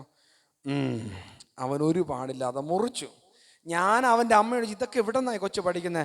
അച്ഛാ, അവനിപ്പോൾ അംഗനവാടി പോയി തുടങ്ങിയപ്പോഴാണ് ഈ പ്രശ്നം കേട്ടോ. ഞാൻ പറഞ്ഞു, പള്ളിയുടെ അടുത്തുള്ള അംഗനവാടിയല്ലയോ, ഞാൻ ചെന്ന് ചോദിക്കാം കേട്ടോ എന്ന് പറഞ്ഞ് തിരിച്ച് വീട്ടിൽ പോയി. അന്ന് വൈകുന്നേരം മിഷ്യൻ വീട്ടിൽ ഈ അമ്മ ഓടി വരികയാണ്. അച്ഛാ, അംഗനവാടിയിൽ നിന്നൊന്നും അല്ല അച്ഛാ, എൻ്റെ ഭർത്താവുണ്ടല്ലോ, അയാൾ വീട്ടിൽ വന്നാൽ ഇങ്ങനെ തന്നെ അച്ഛാ. ഭർത്താവ് മാത്രമാണോ കുഴപ്പം? ഇല്ല, അവിടുത്തെ അപ്പൂപ്പൻ അമ്മച്ചിക്കൊക്കെ ഉണ്ട്. അത് തീർന്നോ? ഇല്ല, തീരെ ഗതികേട്ട ഞാനും പറയൂ അച്ഛാ. ഇത്രയേ ഉള്ളോ. കൊച്ചിന് എവിടെ നിന്ന് കിട്ടി? നിങ്ങളുടെ വാക്കുകൾ അസഭ്യം ഉപയോഗിക്കരുത്. ക്രിസ്തുവിൻ്റെ അനുയായിക്ക് അത് വേണ്ട. 1 സഭ്യം, 2 അസഭ്യം, 3 അരോചകം. അരോചകം എന്ന് പറഞ്ഞു കഴിഞ്ഞാൽ നമ്മുടെ ഈ മലയാളത്തിൽ അതിനെ തള്ളെന്ന് പറയും. ഇവിടെ അങ്ങനെ ഉപയോഗിക്കുന്ന എനിക്കറിയത്തില്ല അല്ലേ. ഇല്ലാത്തതിനൊക്കെ ഇങ്ങനെ വെച്ച് ഇങ്ങനെ പറഞ്ഞുകൊണ്ടേയിരിക്കും ഇങ്ങനെ. അത് ആരോപണമാകാം, ഇങ്ങനെ പറയും. അത് നന്മയാണോ തിന്മയാണോ? പരദൂഷണമെന്ന് ഒറ്റ വാക്കിൽ പറയരുത്. ഹൃദയം കൊണ്ട് ചെയ്യുന്ന പാപമാണ് സഭ്യം, അസഭ്യം, പിന്നെന്ത് പറഞ്ഞു? അരോചകം. ഇനി 4 അസ്വാഭാവികം. അസ്വാഭാവികം എന്ന് പറഞ്ഞു കഴിഞ്ഞാൽ പത്രോസ് പറയുന്ന ഭാഷയാണ്. തീ കാഞ്ഞുകൊണ്ടിരിക്കുമ്പോൾ ഒരു ബാല്യക്കാരത്തി സ്ത്രീ വന്ന് ചോദിക്കുന്നുണ്ട്, അല്ലയോ നീയും അവനോട് കൂടെ ഉള്ളവനല്ലയോ? അപ്പൊ പത്രോസ് എന്ത് പറഞ്ഞു? എനിക്ക് അറിഞ്ഞൂടാ. നല്ല അവിടെ വേദപുസ്തകം തിരിയുന്നില്ല അല്ലെ, അങ്ങനെ ഒരു വാക്ക് പറയുന്നുണ്ടോ? എന്ന് വെച്ച് കഴിഞ്ഞാൽ ഹൃദയത്തിൽ അറിയാം, എനിക്കവനെ അറിയാം, പക്ഷെ പുറമെ എന്ത് കാണിക്കണം? അറിയില്ലെന്ന് കാണിക്കണം. ഇതാണ് അസ്വാഭാവികം. ഒരു കൊച്ചു പാട്ട് പാടി നല്ല സുന്ദരമായിട്ട് പാട്ട് പാടി വരുമ്പോ ഓടിച്ചെന്ന് പറയും, മോളെ പാട്ട് സൂപ്പറായിരുന്നു കേട്ടോ. ഹൃദയത്തിൽ പറയും, എൻ്റെ മോക്ക് കിട്ടിയില്ല, അവൾക്ക് ഫസ്റ്റ് കിട്ടിയിരിക്കുന്നത്. ഇതിനെയാണ് എന്ത് പറയുന്നേ? അസ്വാഭാവികം. അതും പാപം. 5 അധികാരം. അധികാരം എന്ന് പറഞ്ഞു കഴിഞ്ഞാൽ നമുക്ക് ചില പവറൊക്കെ കിട്ടുമ്പോൾ നമ്മൾ പറയും, അത് ചെയ്, ഇത് ചെയ്, ഇങ്ങനെ ചെയ്, അങ്ങനെ ചെയ്. ഇത് മാത്രമേ പറയത്തുള്ളൂ. വേറൊന്നും പറയാൻ പറ്റുമോ? പറ്റത്തില്ല. ഞാനിടയ്ക്ക് ഒരു CSI പള്ളി, ഒരു വലിയ പള്ളിയിൽ പ്രസംഗത്തിന് പോയി. സഭാദിന കൺവെൻഷൻ കഴിഞ്ഞ് അവിടെ നിന്ന് പള്ളിയിൽ നിന്ന് ഇറങ്ങി അച്ഛൻ്റെ വീട് അവിടെ നിന്ന് മാറി അവിടെ ഭക്ഷണം കഴിച്ചുകൊണ്ടിരിക്കുന്ന സമയത്ത് ആ പള്ളിയിലെ ചർച്ച് സെക്രട്ടറി, നല്ലൊരു മനുഷ്യൻ, കണ്ടാൽ തങ്കപ്പെട്ട മനുഷ്യൻ, നല്ല പൊക്കവും നല്ല തടിയൊക്കെ ഉള്ളൊരു മനുഷ്യൻ നടന്നു വരികയാണ്. അച്ഛൻ പാവം, എന്ത് സെക്രട്ടറി? പള്ളിയുടെ ആ വശത്ത് ലൈറ്റ് കിടപ്പുണ്ട്. കുഴപ്പമുണ്ടെങ്കിലും ഇപ്പോൾ കപ്പ്യാരെ വിളിക്കണം. ഓക്കെ, അതിനെ വന്ന് അണയ്ക്കാൻ പറയണം, എന്നിട്ട് വീട്ടിൽ പോകാൻ പറയണം. ഈ മനുഷ്യൻ ആ പള്ളിയിലെ ഫ്രണ്ടിൽ വന്ന് നിന്ന് ഈ സ്വിച്ച് കണ്ട്, ഈ ലൈറ്റ് കണ്ട്, ഇത് കണ്ടിട്ട് നടന്ന് അച്ഛൻ്റെ അടുത്ത് വന്ന്, ഇനി ഈ പാവ അച്ഛൻ കപ്പ്യാരെ വിളിച്ച് കപ്പ്യാർ അവിടെ നിന്ന് വന്ന് ഈ ലൈറ്റ് അണയ്ക്കണോ? ഇത് കണ്ട ഉടനെ ഓഫ് ചെയ്തിട്ട് നാളെ കപ്പ്യാരെ കാണുമ്പോൾ, കപ്പ്യാരെ ഇന്നലെ ലൈറ്റ് കിടന്ന് ഓഫ് ചെയ്യണമെന്ന് പറയണോ? ഇതിലേതാണ് ശരി? നിങ്ങൾക്ക് കാര്യം പിടി കിട്ടിയല്ലോ. അധികാരം വരുമ്പോൾ കുനിഞ്ഞൊരു കുപ്പ എടുക്കാൻ പറ്റില്ല. നിങ്ങളിങ്ങനെ നടന്നു പോകുമ്പോൾ ഇവിടെ ചെറിയൊരു മുട്ടായിയുടെ കവർ കണ്ടു, നിങ്ങൾ എന്ത് ചെയ്യും? കപ്പിയാര് തൂത്തോളും എന്ന് പറഞ്ഞിട്ട് നിങ്ങൾ പോകുമോ? അതെടുത്ത് കളയോ? പള്ളിയിലിരുന്ന് കള്ളം പറയരുതേ. അതാണ് സഭ്യം മാത്രമാണ് വചനത്തിന്റെ അടിസ്ഥാനം. ക്രിസ്തു സംസാരിച്ചതുപോലെ സുഖപ്പെടുത്തുന്ന വാക്കുകൾ സംസാരിക്കണം. ക്രിസ്തു സംസാരിക്കുന്നത് പോലെ സ്നേഹത്തിന്റെ വാക്ക് സംസാരിക്കണം. ക്രിസ്തു സംസാരിച്ചതുപോലെ സമാധാനത്തിന്റെ വാക്ക് സംസാരിക്കണം. ഇങ്ങനെ സംസാരിച്ചാൽ നിന്റെ ഭവനത്തിൽ സ്വസ്ഥതയുണ്ടാകും. അല്ലാത്ത പക്ഷം വാക്കുകൾ കൊണ്ട് മുറിപ്പെട്ടാൽ ഉണങ്ങാൻ പ്രയാസമാണ്. മക്കളെ, മറക്കരുത്. നിന്റെ ജീവിതത്തിൽ അഴല് പേർ നിൽക്കും. പറഞ്ഞതിനോർത്ത് നീ ദുഃഖിക്കും, അത് കേട്ട വ്യക്തിയും ദുഃഖിച്ചു കൊണ്ടേയിരിക്കും. അതുകൊണ്ട് നിന്റെ വാക്കുകൾ നല്ലതായിരിക്കട്ടെ. ഹൃദയം കൊണ്ട് നീ പാപം ചെയ്യരുത്. അപ്പൊ നമ്മുടെ ഹെഡായി, ഹാർട്ടായി, ഇനി ഹാൻഡ്, കരം കൊണ്ട്, കർമ്മം കൊണ്ടുള്ള പാപം. ഈ കൈ കൊണ്ട് പാപം ചെയ്യാറുണ്ടോ? ചെയ്യാറുണ്ടോ? വീണ്ടും പോയെന്ന് തോന്നുന്നു. ഇടയ്ക്കിടയ്ക്ക് പാപം ചെയ്യാറുണ്ടോ? ചെയ്യാറുണ്ട്. എന്തൊക്കെ പാപമൊന്നും അച്ഛൻ ചോദിക്കുന്നില്ല കേട്ടോ. വീട്ടിൽ പോയിട്ട് ഒരു പേപ്പറിൽ എഴുതി നോക്കണം എത്ര എണ്ണം ഉണ്ടെന്ന്, ഏതെല്ലാം തരത്തിലുള്ള പാപങ്ങളുണ്ടെന്ന്. മക്കളെ, വചനം ആചരിക്കുന്നവൻ വിശുദ്ധനായിരിക്കും. അവൻ തിന്മ ചെയ്യില്ല. അവൻ ഈ കരം നന്മയ്ക്കായി ഉപയോഗിക്കും. ഇനി മൊബൈൽ ഫോൺ ഉണ്ടല്ലോ, ഉപയോഗിക്കാത്ത ആരും കാണില്ല, എല്ലാവരും ഉപയോഗിക്കുന്നതാണ്. ഫോണ് നല്ലതാണ്, അത്യാവശ്യത്തിന് നല്ലതാണ്, നല്ല രീതിയിൽ ഉപയോഗിക്കണം. ഫോൺ കൊണ്ട് എന്തെങ്കിലും ദുരുപയോഗം ഉണ്ടോ? ഉണ്ടോ? ഇല്ല. ഫോണിന് നല്ലത് മാത്രമേ ഉള്ളൂ.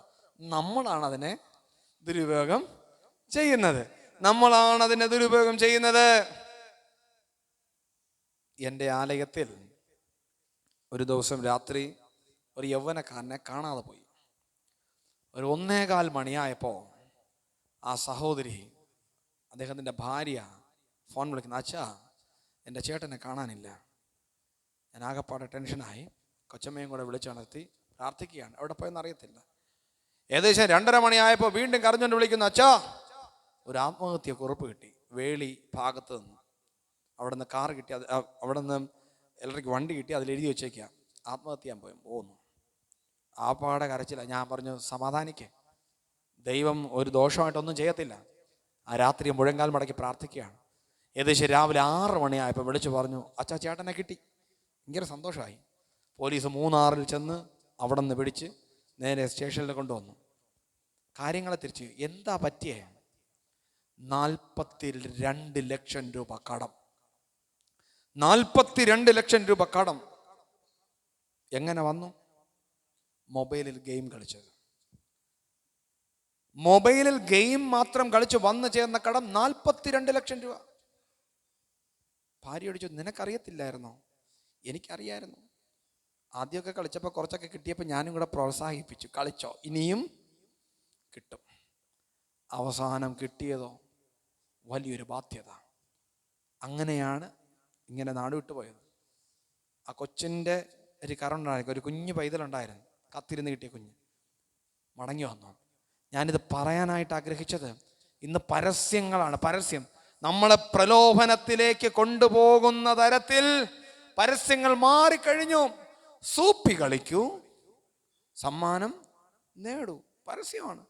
ഇത് കളിച്ചാൽ പിള്ളേരുടെ ഫീസ് അടയ്ക്കാൻ പൈസ റെഡി, കാറിന്റെ EMI അടയ്ക്കാൻ പൈസ റെഡി, വീടിന്റെ ലോൺ അടയ്ക്കാൻ ക്യാഷ് റെഡി.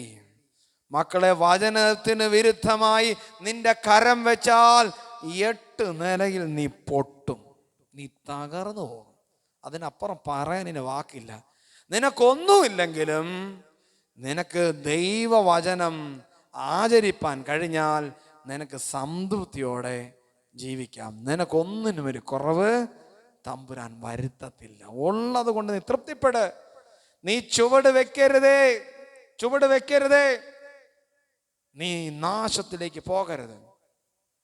പിന്നെ നിന്റെ ജീവിതത്തിന്റെ വിശുദ്ധി, മദ്യം, മയക്കുമരുന്ന്, പുകയില, ഇതിന്റെ അതിശയം എന്ന് പറയുന്നത് ഇതിലെല്ലാം ഇങ്ങനെ വലിയ അക്ഷരത്തിൽ എഴുതി വെച്ചിട്ടുണ്ട്. ഇതുകൊണ്ട് ക്യാൻസർ വരും, ഇതുകൊണ്ട് രോഗം വരും, ഇത് ആപത്താണ്. ഇത് കാണുമ്പോൾ ഈ മലയാളം വായിക്കാൻ അറിയാത്തവർ വിചാരിക്കും ഇത് നല്ലത് എന്നല്ലേ. എനിക്ക് ചിലപ്പോഴൊക്കെ അങ്ങനെയാ തോന്നുന്നത്. അല്ലെങ്കിൽ ഈ മണ്ട ശിരോമണികൾ ഇത് എന്തിനായി വലിച്ചു കയറ്റുന്നേ? ഇതുകൊണ്ട് എന്തെങ്കിലും പ്രയോജനമുണ്ടോ? വീട്ടുകാർക്ക് ഗുണമുണ്ടോ? നാട്ടുകാർക്ക് ഗുണമുണ്ടോ? മക്കൾക്ക് ഗുണമുണ്ടോ? അവിടെ നിർത്തിക്കോ. ഈ ദേശത്തോട് വചനത്തിൽ നിന്ന് പറയുക, നിന്റെ നാശം മാറി നിന്റെ ഭവനത്തിൽ സ്വസ്ഥത വരണമെങ്കിൽ ഇന്ന് ഉപയോഗിക്കുന്ന ലഹരി നിർത്തിക്കോ. വചനം ആചരിക്കുന്ന ഒരുവന്റെ ജീവിതത്തിൽ അശുദ്ധി വേണ്ട. നിന്റെ ജ്ഞാനം കൊണ്ട് നീ അഹങ്കരിക്കുന്നുണ്ടെങ്കിൽ ഇന്ന് നിർത്തിക്കോ. നിന്റെ ഹൃദയം കൊണ്ട് നീ മറ്റൊരു മുറിവേൽപ്പിക്കുന്ന തരത്തിലുള്ളതെങ്കിൽ നിർത്തിക്കോ. നിന്റെ കരം കൊണ്ടും നിന്റെ ജീവിതത്തിന്റെ പ്രവൃത്തി കൊണ്ടും വ്യഭിചാരം തുടങ്ങി നീ ചെയ്യുന്ന പാപക്കറകൾ നിർത്താൻ തമ്പുരാൻ നിനക്കൊരു അവസരം തരാൻ പോകുകയാണ്. ഇന്ന് ജീവിതത്തിൽ നിർത്തിയാൽ നിന്റെ ഭവനത്തിൽ സ്വസ്ഥത ഉണ്ടാകും. അല്ലെങ്കിൽ അസ്വസ്ഥതകൾ മാറാതെ പിന്തുടരും. ഇത് വചനം പറയുന്നതാണ്. സ്വസ്ഥത വേണമോ? നീ വചനം ആചരിപ്പാൻ തക്കവണ്ണം തയ്യാറായിക്കോ. അപ്പോഴും ഞാൻ പറയുന്നു, നിങ്ങൾ സുജിത്തച്ഛൻ്റെ വാക്ക് കേൾക്കണ്ട, ലോകത്തിൻ്റെ വാക്ക് കേൾക്കണ്ട. ഈ വചനം പറയുന്നത് മാത്രം ആചരിച്ചാൽ മതി.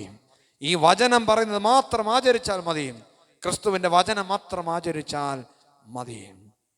ഒന്ന്, ദൈവത്തെ അന്വേഷിച്ചാൽ നിന്റെ ജീവിതത്തിൽ സ്വസ്ഥത ഉണ്ടാകും. രണ്ട്, നീ ദൈവത്തിൻ്റെ വചനം ആശ്രയിച്ചാൽ, നീ ദൈവത്തിൻ്റെ വചനം ആചരിച്ചാൽ നിനക്ക് എന്തുണ്ടാകും? സ്വസ്ഥത ഉണ്ടാകും. മൂന്ന്, ഈ പുതിയ വർഷത്തിൽ നിങ്ങൾ പ്രാർത്ഥിക്കേണ്ട ഒരു പ്രാർത്ഥനയും കൂടെ പറഞ്ഞ് ഞാൻ എൻ്റെ ചിന്ത അവസാനിപ്പിക്കാം. മൂന്നാമത്തെ ഭാഗം, അതിൻ്റെ 11-ാമത്തെ വാക്യം വായിച്ചേ. ആസ തൻ്റെ ദൈവമായ യഹോവയെ വിളിച്ചപേക്ഷിച്ചു. യഹോവേ, ബലവാനും ബലഹീനനും തമ്മിൽ കാര്യമുണ്ടായാൽ സഹായിപ്പാൻ നീയല്ലാതെ മറ്റാരുമില്ല. ഞങ്ങളുടെ ദൈവമായ യഹോവേ, ഞങ്ങളെ സഹായിക്കണമേ. നിന്നിൽ ഞങ്ങൾ ആശ്രയിക്കുന്നു. നിന്നിൽ ഞങ്ങൾ ആശ്രയിക്കുന്നു. ദൈവത്തെ അന്വേഷിക്കുകയും അവൻ്റെ വചനം ആചരിക്കുകയും അവനെ ആശ്രയിക്കുകയും ചെയ്യുക. ഈ ലോകത്തിൽ ആശ്രയിക്കരുത്, നിങ്ങൾ ദൈവത്തിൽ ആശ്രയിക്കണം. ഇവിടെ നോക്കേ, സഹായിപ്പാൻ നീയല്ലാതെ ആരും ഇല്ല. സഹായിപ്പാൻ നീയല്ലാതെ ആരും ഇല്ല. നമുക്കിനി ഒന്ന് കണക്ക്, മിടുക്കരാണല്ലോ അല്ലേ കണക്കിന്? എത്ര മാർക്കുണ്ട് കണക്കിന്? വേണ്ട, പറയണ്ട, നോക്കാം. ഒന്ന് കൂട്ടി പറഞ്ഞു തരണേ. 2 ദിനവൃത്താന്തം 14. ഒരു യുദ്ധം നടക്കാൻ പോകുകയാ. ഒരു വശത്ത് ആസയും കൂട്ടരും, മറുവശത്ത് കൂശ്യർ യുദ്ധത്തിനായി അടുത്ത് വരികയാണ്. 8-ാമത്തെ വാക്യം, ആസയ്ക്ക് വൻ പരിചയം കുന്തവും എടുത്തവരായി 3 ലക്ഷം യഹൂദ്യരും. എത്ര ലക്ഷം? ഉറക്കെ പറഞ്ഞേ. ആരും ഉറങ്ങുന്നില്ലല്ലോ? ഉറങ്ങുന്നുണ്ടോ? ഇല്ല. കുന്തം എടുത്തവരെ 3 ലക്ഷം യഹൂദ്യരും ചെറു പരിചയം എടുപ്പാനും വില്ലു കൊലപ്പാനും പ്രാപ്തരായി 2,80,000 പേർ. എത്ര പേരാ? ഓക്കെ. അപ്പോൾ എൻ്റെ ചോദ്യം ഇതാണ്, ആസയുടെ സൈന്യത്തിന്റെ ടോട്ടൽ ബലം എത്രയാ? സൂപ്പർ, കൊള്ളാം. അടുത്ത്, അപ്പോ ആസയുടെ കൂടെ എത്ര പേരുണ്ട്? 5,80,000 പേർ. ഇനി 9-ാമത്തെ വാക്യം, അനന്തരം കൂശ്യനായ സേരഹ് 10,00,000 ആള്, എത്ര പേരാ? ആളും 300 രഥവുമുള്ള സൈന്യം. എത്ര രഥമുണ്ട്? അപ്പൊ രഥത്തിന്റെ സ്വാഭാവികമായിട്ട് ആര് കാണും? ആള് കാണും, സൈനികം കാണും. അപ്പൊ മൊത്തം എത്ര പേരാ? 10,300,000 പേര്. ഓക്കെ. അപ്പോൾ ഈ വശത്ത് നമ്മുടെ ആസയുടെ സൈന്യമുണ്ട്. എത്ര പേരാ? 5,80,000. മറുവശത്ത് കൂശ്യനായ സേരഹിന്റെ സൈന്യമുണ്ട്. എത്ര പേരാ? 10,300,000 പേർ. ആര് ജയിക്കും? 10,300,000 5,80,000. ആര് ജയിക്കും? ഉറക്കെ പറ. കേട്ടില്ല. 5,80,000 ജയിക്കുമോ? മാനുഷ്യപരമായി തീർച്ചയായിട്ടും 10,80,000 ഇരട്ടി സൈന്യങ്ങളൊക്കെ അല്ലേ. ഇങ്ങനെ വന്നപ്പോ നമ്മുടെ ആസയ്ക്ക് ഒരു കാര്യം പിടികിട്ടി: ഇവരോട് യുദ്ധം ചെയ്ത് ജയിക്കാൻ നമുക്ക് പറ്റില്ല. കാരണം ഇതാ കടൽ പോലെ കിടക്കുക ഇരട്ടി സൈന്യം. അപ്പോഴാണ് ഈ ആസ ദൈവത്തോട് പ്രാർത്ഥിക്കുന്ന പ്രാർത്ഥന.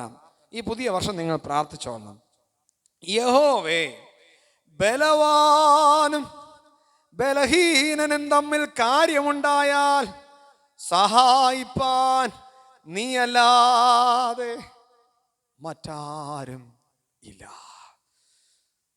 ബലവാനും ബലഹീനനും തമ്മിൽ കാര്യമുണ്ടായാൽ സഹായിപ്പാൻ നീയല്ലാതെ ആരുമില്ല. ഈ പ്രാർത്ഥന പ്രാർത്ഥിച്ചിട്ട് പറയുകയാണ്: തമ്പുരാനേ, ഇനി ആശ്രയിപ്പാൻ നീ മാത്രമേ ഉള്ളൂ. ആ പ്രാർത്ഥന എൻ്റെ കർത്താവ് കേട്ടു. സേരഹിന്റെ സൈന്യം ചിതറിപ്പോയി. ഇതാ ഈ ആസയുടെ സൈന്യം ജയിച്ചു വരികയാണ്. ഒരൊറ്റ പ്രാർത്ഥനയുള്ളോ: അപ്പാ, മുന്നിലൊരു വലിയ പട തന്നെ ഉണ്ട്, ഞങ്ങളൊന്നുമല്ല, നീ മാത്രം തുണ. ഈ പുതിയ വർഷത്തിൽ നിങ്ങൾ ഈ പ്രാർത്ഥന മാത്രം പ്രാർത്ഥിച്ചാൽ മതി. അപ്പാ, എൻ്റെ മുമ്പിലുള്ള കടമെന്ന് പറഞ്ഞാൽ ലക്ഷക്കണക്കിനാണ്. ഞാൻ വിചാരിച്ചാൽ തീരില്ല എന്ന് എനിക്ക് നന്നായിട്ട് അറിയാം. നീ മാത്രമാണ് തുണ. അപ്പൊ എനിക്ക് വന്നത് ഈ രോഗമാണ്. ഈ രോഗം വന്നാൽ എനിക്ക് എത്രമാത്രം ചെയ്യാൻ കഴിയുമെന്ന് എനിക്ക് നന്നായിട്ട് അറിയാം. പക്ഷെ നീ പറഞ്ഞാൽ ഞാൻ ഇനിയും എഴുന്നേറ്റ് നടക്കും. ഇതാണ് പ്രാർത്ഥന. ജീവിതത്തിൽ ദൈവത്തിൽ ആശ്രയിക്കുക. തമ്പുരാൻ നിന്നെ പുലർത്തും. ഇവിടെ കൊടിയ സൈന്യം, ശത്രു സൈന്യം നിൽക്കുമ്പോഴും അതിൻ്റെ പകുതി സൈന്യമായി നിൽക്കുന്ന ആസയ്ക്ക് വിജയം നൽകുന്ന ഒരു ദൈവമുണ്ട്. അതൊരൊറ്റ പ്രാർത്ഥന കൊണ്ട് മാത്രം: തമ്പുരാനേ, ഈ ബലഹീനതയിൽ എന്നെ കരുതുവാൻ നീ മാത്രമേ ഉള്ളൂ. അതുകൊണ്ടാണ് പാട്ടുകാരൻ പാടുന്നത്: ആരും സഹായമില്ലെല്ലാവരും പാരിൽ കണ്ടും കാണാതെയും പോകുന്നവർ. ആരും സഹായമില്ലെല്ലാവരും പാരിൽ കണ്ടും കാണാതെയും പോകുന്നവർ. എന്നാൽ എനിക്കൊരു സഹായകൻ വാനിലുണ്ടെന്നറിഞ്ഞതിൻ ഉല്ലാസമേ. എന്നാൽ എനിക്കൊരു സഹായകൻ വാനിലുണ്ടെന്നറിഞ്ഞതിൻ ഉല്ലാസമേ. എൻ്റെ ദൈവം സ്വർഗസിംഹാസനം തന്നിലെന്നിൽ കനിഞ്ഞെന്നെ ഓർത്തിരുന്നു. എൻ്റെ ദൈവം സ്വർഗസിംഹാസനം തന്നിലെന്നിൽ കനിഞ്ഞെന്നെ ഓർത്തിരുന്നു. ജീവിതത്തിൽ ദൈവത്തിൽ നീ ആശ്രയം വെച്ചാൽ നിന്റെ ജീവിതത്തിൽ എന്തുണ്ടാകും? സ്വസ്ഥത ഉണ്ടാകും. പ്രിയപ്പെട്ട ദൈവമക്കളെ, ഞാൻ നിങ്ങളുടെ മധ്യത്തിൽ കുടുംബമായിട്ടാണ് ആയിരിക്കുന്നത്. ഞങ്ങൾ വിവാഹം കഴിഞ്ഞ് ഏകദേശം 5 വർഷത്തിന് ശേഷമുള്ള കാത്തിരിപ്പുകൾക്ക് ശേഷമാണ് എനിക്കൊരു മൂത്ത പൈതലിനെ ദൈവം ആ പൈതലിനെ ദാനമായിട്ട് നൽകുന്നത്. ആദ്യം ഒരു അബോർഷം വന്നു. ഞങ്ങൾ ഏറ്റവും ഭാരത്തോടെ ആയിരുന്നു. പിന്നത്തെ ദൈവം എനിക്ക് കുഞ്ഞിനെ നൽകി. അതിനുശേഷം ഞാൻ ആയിരിക്കുന്നത് ബഹ്റൻ എന്ന ദേശത്താണ്. ബഹ്റൻ എന്ന ഗൾഫ് രാജ്യത്ത് ഞാനന്ന് വൈദികനായിരിക്കുന്ന സമയം. അന്ന് ഇളയ കുഞ്ഞിനെ കൺസീവ് ചെയ്യുകയാണ്. അങ്ങനെ ഹോസ്പിറ്റലിൽ പോയി അവിടെ ചെന്നപ്പോൾ പറഞ്ഞു, ഇത്ര നാളുകളായി, പക്ഷേ അത് വെറും ഒരു മാംസപിണ്ഡമാണ്, അത് എത്രയും പെട്ടെന്ന് എടുത്തു കളയണം, അല്ലെങ്കിൽ അമ്മയ്ക്ക് ആപത്താണ്, വെച്ചുകൊണ്ടിരിക്കാൻ പറ്റത്തില്ല. ഞങ്ങൾ ആകെപ്പാടെ ഷോക്കായിപ്പോയി. ഇത്രയും നാൾ കാത്തിരുന്ന് പ്രാർത്ഥന, അങ്ങനെ ഉദരത്തിലുരുവായൊരു പൈതലിനെ നശിപ്പിച്ച് കളയണം. ദൈവമേ, അവിടുത്തെ സന്നിധിയിൽ മാത്രം മുഴങ്കാൽ മടക്കി പ്രാർത്ഥിക്കുന്ന നിമിഷം. അന്ന് ഡോക്ടർ പറഞ്ഞു, ഡോക്ടർ ഇന്ന് ചെയ്യേണ്ട, ഒരു 2 ദിവസം കൂടെ എനിക്കൊന്ന് സമയം തരാമോ? അപ്പോൾ വീണ്ടും ഡോക്ടർ പറഞ്ഞു, ഇതാപത്താണ്. ഇത്ര നാൾ കഴിഞ്ഞിരിക്കുകയാണ്, അതിൽ ജീവന്റെ തുടിപ്പുകൾ പോലുമില്ല. പ്രിയപ്പെട്ടവരെ, അന്ന് ഭവനത്തിലേക്ക് മടങ്ങി വന്ന് മുട്ടുമേൽ നിന്നുള്ള പ്രാർത്ഥന, കർത്താവേ, ഉദരത്തിലുരുവായിരിക്കുന്ന പൈതലിന് ജീവനില്ല. ആ ജീവനില്ലാത്ത മാംസപിണ്ഡവും വെച്ച് ജീവിക്കുന്നൊരവസ്ഥ നമുക്കറിയാം. പ്രാർത്ഥിക്കാനായിട്ട് കടപ്പെട്ടിരിക്കുന്ന എല്ലാവരോടും പ്രാർത്ഥനാ വിഷയങ്ങൾ പറഞ്ഞു. 1 ദിവസമായി, 2 ദിവസമായി, എന്നിട്ടും ഞങ്ങൾ ആശുപത്രി പോകുന്നില്ല. 3 ആയി, 4 ആയി. കാരണം ജീവന്റെ ഒരു തുടിപ്പുണ്ടോ ഇല്ലയോ നമുക്ക് അറിയത്തില്ല. അങ്ങനെ 5-ാമത്തെ ദിവസം ഞങ്ങൾ ആശുപത്രി പോവുകയാണ്. ആശുപത്രി പോയി ഡോക്ടർമാർ പരിശോധിച്ചപ്പോൾ എടുത്ത് കളയണമെന്ന് പറഞ്ഞ മാംസപിണ്ഡത്തിൽ ജീവന്റെ തുടിപ്പുകൾ. ഡോക്ടർ എന്നെ ഒന്ന് നോക്കി, സംതിങ് മിറക്കിൾ. പക്ഷെ എന്നിട്ടും പറഞ്ഞു, ഇത് നിങ്ങൾക്ക് വെച്ചുകൊണ്ട് പോണതിനോട് എനിക്കൊരു യോജിപ്പില്ല. കുഞ്ഞിന് അംഗവൈകല്യം തീർച്ചയായിട്ടും ഉണ്ടാകും. ഹൃദയത്തിന്റെ പൾസ് എത്ര നാൾ കാണുമെന്ന് എനിക്ക് അറിയത്തില്ല. തീർച്ചയായിട്ടും ഈ കുഞ്ഞിനെ ജീവനോടെ കിട്ടില്ല. വീണ്ടും പ്രാർത്ഥന മാത്രമേ ഉള്ളൂ. എല്ലാ മാസവും ചെക്കപ്പ്, ഓരോ സ്കാനിങ്. എന്നിട്ട് അവിടെ ഞങ്ങൾ ആ സമയത്താണ് നാട്ടിൽ വരുന്നത്. പ്രത്യേകിച്ച് എഴുതി തന്നു, നാട്ടിൽ പോയാലും ഈ മാസം ചെന്ന് ഈ വലിയ ചെക്കപ്പ് ചെയ്യണം. കുഞ്ഞിനെ മൊത്തം പരിശോധിച്ചിട്ട് അംഗവൈകല്യം ഉണ്ടെങ്കിൽ അപ്പോൾ എടുത്ത് കളയണം. പ്രിയരെ, 5.5 മാസവും ചെക്ക് ചെയ്തു, ഒരു കുഴപ്പമില്ല. വീണ്ടും പറഞ്ഞു കോംപ്ലിക്കേഷൻസ് വരാം. എന്നെ കേൾക്കുന്ന പ്രിയ ദൈവമക്കളെ, ദൈവം ഫെബ്രുവരി മാസം 11-ാം തീയതി ഒരു കുഞ്ഞിനെ കൂടെ ദാനം നൽകി. ഡോക്ടർമാർ എടുത്ത് കളയണമെന്ന് പറഞ്ഞ, ജീവനില്ലെന്ന് പറഞ്ഞ തുടിപ്പാണ് എൻ്റെ ഇളയ പൈതൽ. എന്നിവിടെ ഇരിപ്പുണ്ട്. ഞാനിത് പറയാൻ കാരണം, മനുഷ്യനാൽ അസാധ്യം എൻ്റെ ദൈവത്താൽ സാധ്യം. ഹല്ലേലൂയ, ശക്തിയുടെ ഹല്ലേലൂയ, ദൈവത്തിന് സ്തോത്രം. ഇതാണ് ദൈവത്തിലുള്ള ആശ്രയത്തിൻ്റെ ശക്തി. ഞാൻ സാക്ഷ്യം പറയുന്നത് എൻ്റെ സാക്ഷ്യം മാത്രം വേണം 3 മണിക്കൂർ. ഞാൻ അതുകൊണ്ട് 3 ദിവസം പ്രസംഗിക്കാൻ കിട്ടിയപ്പോൾ എനിക്ക് ആദ്യം ഭയങ്കര സന്തോഷമായിരുന്നു. പക്ഷെ പിന്നത്തേത് ചില സാഹചര്യങ്ങൾ. എങ്കിൽ ഞാൻ വേഗത്തിൽ പറഞ്ഞു പോകട്ടെ. ജീവിതത്തിൽ ആരും സഹായമില്ലെന്ന് തോന്നുമ്പോ, സകലതും നിന്നെ കൈവിടുമ്പോ, നീ ഇന്നൊന്ന് പറയണം, എൻ്റെ തമ്പുരാനിൽ ആശ്രയം വെച്ചാൽ നീ ലജ്ജിച്ച് പോകത്തില്ല. നിങ്ങളുടെ മുമ്പിൽ നിന്ന് പ്രസംഗിക്കുന്ന ഞാൻ ഒരു വൈദികനാകണമെന്ന് ആഗ്രഹിച്ച വ്യക്തിയല്ല. ഒരു ക്രിക്കറ്റ് ഭ്രാന്തുമായി സഞ്ചരിച്ചിരുന്ന വ്യക്തിയാണ് ഞാൻ. 9-ാം ക്ലാസ്സിൽ പഠിക്കുമ്പോൾ എൻ്റെ പിതാവ് കുഴിവിള CSC സഭയിൽ ടെറസിട്ട വീട്ടിൽ ഞാൻ സ്കൂൾ കഴിഞ്ഞ് വന്ന് ഓടി ക്രിക്കറ്റ് കളിക്കാനായി കയറും. അവിടെ എല്ലാം ഇങ്ങനെ കെട്ടിയിട്ടുണ്ട്. ഞാൻ അവിടെ നിന്ന് കളിക്കും, അവിടെ നിന്ന് പ്രാക്ടീസ് ചെയ്യും. അങ്ങനെ പ്രാക്ടീസ് ചെയ്യുമ്പോൾ ബോൾ പുറത്തേക്ക് പോയപ്പോൾ ടെറസിൻ്റെ മുകളിലാണെന്നുള്ള കാര്യം ഞാൻ മറന്നു. അവിടെ നിന്ന് ബോൾ പിടിക്കാനായി ടെറസിൻ്റെ മുകളിൽ നിന്ന് ചാടി. ഞാൻ ഈ ടെറസിൻ്റെ മുകളിൽ നിന്നും കോൺക്രീറ്റ് ഇട്ട തറയിലേക്ക് ഞാൻ വന്ന് പതിച്ചു, നിലം പതിച്ചു. എൻ്റെ കൈ പൊട്ടി, എൻ്റെ തലയടിച്ചു, ബ്ലീഡിങ് ആയി തുടങ്ങി. എൻ്റെ അമ്മ ഓടി വന്നു, അമ്മ ബോധരഹിതയായി നിലത്ത് വീണു. അടുത്താരും സഹായിപ്പാനില്ല. തൊട്ടടുത്തൊരു മന്ത്രവാദിയുണ്ട്, ഒരു കൊച്ചു മനുഷ്യൻ. ആ മനുഷ്യൻ ഈ ശബ്ദം കേട്ട് ഓടി വന്നു. എന്നെയും എടുത്തുകൊണ്ട് വാഹനം കിട്ടുന്ന സ്ഥലം വരെയും ഓടുകയാണ്. നിലവിളി ഉയരുകയാണ്. തൊട്ടടുത്തോടെല്ലാം ഓടിക്കൂടി. ക്രിസ്മസിന് 2 ദിവസം മുന്നാണ് ഇത് സംഭവിക്കുന്നത്. എൻ്റെ പിതാവ് അന്ന് ശനിയാഴ്ച ലേലത്തിൻ്റെ ഒരുക്കത്തിലാണ് സഭയിൽ. ആരോ ചെന്ന് പിതാവിനെ വിളിച്ചിട്ട് വന്നു, ഇതാ മോൻ ടെറസിൻ്റെ മുകളിൽ നിന്ന് വീണു, പെട്ടെന്ന് വരണം, അത്യാസന്ന നിലയിലാണ്. എന്നെ കാറിൽ മെഡിക്കൽ കോളേജ് ഹോസ്പിറ്റലിലേക്ക് കൊണ്ടുപോകുമ്പോൾ ഡോക്ടർമാർ പോലും തിരിഞ്ഞു നോക്കുന്നില്ല. കാരണം മൂക്കുഴി ബ്ലീഡിങ് ആണ്, വാഴുക്കട ബ്ലീഡിങ് ആണ്, വോമിറ്റ് ചെയ്തുകൊണ്ടിരിക്കുകയാണ്. എൻ്റെ തലയെല്ലാം ഇങ്ങനെ പെരുകി പെരുകി വരികയാണ്. കണ്ണുകൾ ചലിക്കുന്നില്ല, സംസാരിക്കുന്നില്ല. ദൈവമക്കളെ, നിലവിളി അല്ലാതെ ഒന്നുമില്ല. എൻ്റെ കൈക്ക് ആദ്യം ബാൻഡേഡൊക്കെ ഇട്ടു. എന്നിട്ടും ഡോക്ടർമാർക്ക് മെഡിസിൻ തരാൻ കഴിയുന്നില്ല. ഡോക്ടർമാർ പറഞ്ഞു, ഞങ്ങൾക്കൊന്നും പറയാൻ കഴിയുന്നില്ല. ബ്ലീഡിങ് നിലയ്ക്കാതെ വന്നപ്പോൾ അർദ്ധരാത്രി എൻ്റെ പിതാവിനെ വിളിച്ച് പറഞ്ഞു, ഫാസ്റ്ററെ, ക്രിസ്മസ് എല്ലാം അവതാളത്തിലായി. ഈ മകൻ ഇനി രക്ഷപ്പെടത്തില്ല, ഒരു നേരിയ സാധ്യത പോലുമില്ല. അന്ന് കുഴിവിള CSC സഭയും പിതാവുമെല്ലാം ആ അർദ്ധരാത്രിയിൽ പ്രാർത്ഥിക്കുകയാണ്. പിതാവ് മുഴങ്കാൽ മടക്കി പ്രാർത്ഥിച്ചു, കർത്താവേ, നിന്റെ ഹിതം എന്തെന്ന് എനിക്കറിയത്തില്ല, പക്ഷെ നിനക്കിഷ്ടമുണ്ടെങ്കിൽ ഈ പൈതൽ ജീവിക്കും. അങ്ങേക്ക് ഇഷ്ടമുണ്ടെങ്കിൽ ഈ പൈതൽ ജീവിക്കും. എൻ്റെ ചലിക്കാത്ത കണ്ണുകൾ ചലിച്ചു, എൻ്റെ ചുണ്ടുകൾ പതുക്കെ വിതുമ്പാനായിട്ട് തുടങ്ങി. അന്ന് പ്രഭാതമായപ്പോൾ ചെറുതായിട്ട് കണ്ണ് തുറന്ന് എനിക്ക് കാര്യങ്ങളൊക്കെ കാണാനായിട്ട് കഴിയും. 48 മണിക്കൂർ 2 ദിവസം കഴിഞ്ഞിട്ടും എനിക്കൊന്നും സംഭവിച്ചില്ലെന്ന് മനസ്സിലാക്കിയ ഡോക്ടേഴ്സ് എനിക്ക് മെഡിസിനൊക്കെ തന്നു തുടങ്ങി. എന്നെ കേൾക്കുന്ന പ്രിയ ദൈവമക്കളെ, ഞാൻ പറയട്ടെ, ഏകദേശം 18 ദിവസങ്ങൾ കഴിഞ്ഞപ്പോൾ കുഴിവിള CSC സഭയിൽ ഞാൻ സാക്ഷ്യമായി നിന്നു. ഒരു സർജറി പോലും ചെയ്യാതെ എൻ്റെ ജീവിതത്തിൽ എൻ്റെ ദൈവം എന്നെ തൊട്ടു. അതുകൊണ്ട് അന്ന് മുതൽ ദൈവവേലയ്ക്ക് ഇറങ്ങിയതാണ്. യൗവനക്കാരുടെ ഇടയിലും കുഞ്ഞുമക്കളുടെ ഇടയിലും ശുശ്രൂഷയ്ക്കാണ് ഞാൻ ഇറങ്ങി തിരിച്ചു. ഞാനിത് പറയാനുള്ള കാരണം, എൻ്റെ തമ്പുരാൻ തൊട്ടാൽ നിന്റെ ജീവിതത്തിൽ അസാധ്യമായി യാതൊന്നുമില്ല. ഈ ശബ്ദം ശ്രവിക്കുന്ന ആരെങ്കിലും ഉണ്ടെങ്കിൽ, ഈ ദേശത്ത് ആരെങ്കിലും ശബ്ദം ശ്രവിക്കുന്നുണ്ടെങ്കിൽ, ലോകം ചില കാര്യങ്ങൾ അസാധ്യമെന്ന് പറഞ്ഞിട്ടുണ്ടെങ്കിൽ ഈ വചനം നിങ്ങൾ ഏറ്റെടുക്കുക. എൻ്റെ ദൈവത്താൽ അസാധ്യമായി യാതൊന്നുമില്ല.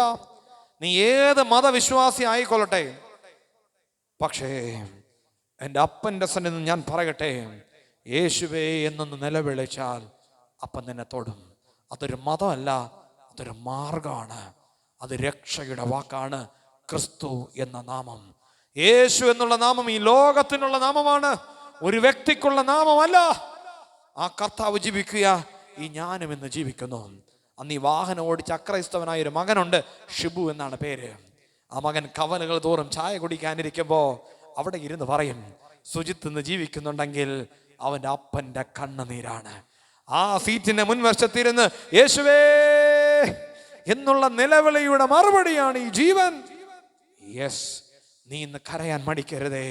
നീ വീട്ടിൽ മുട്ടുകുത്തിയാൽ, എൻ്റെ അപ്പനിൽ ആശ്രയിച്ചാൽ, നിനക്കും നിന്റെ കുടുംബത്തിനും ഇത് രക്ഷയുടെ ദിവസമെന്ന് നീ മറന്നു പോകരുത്. രക്ഷയുടെ ദിവസമെന്ന് നീ മറന്നു പോകരുത്.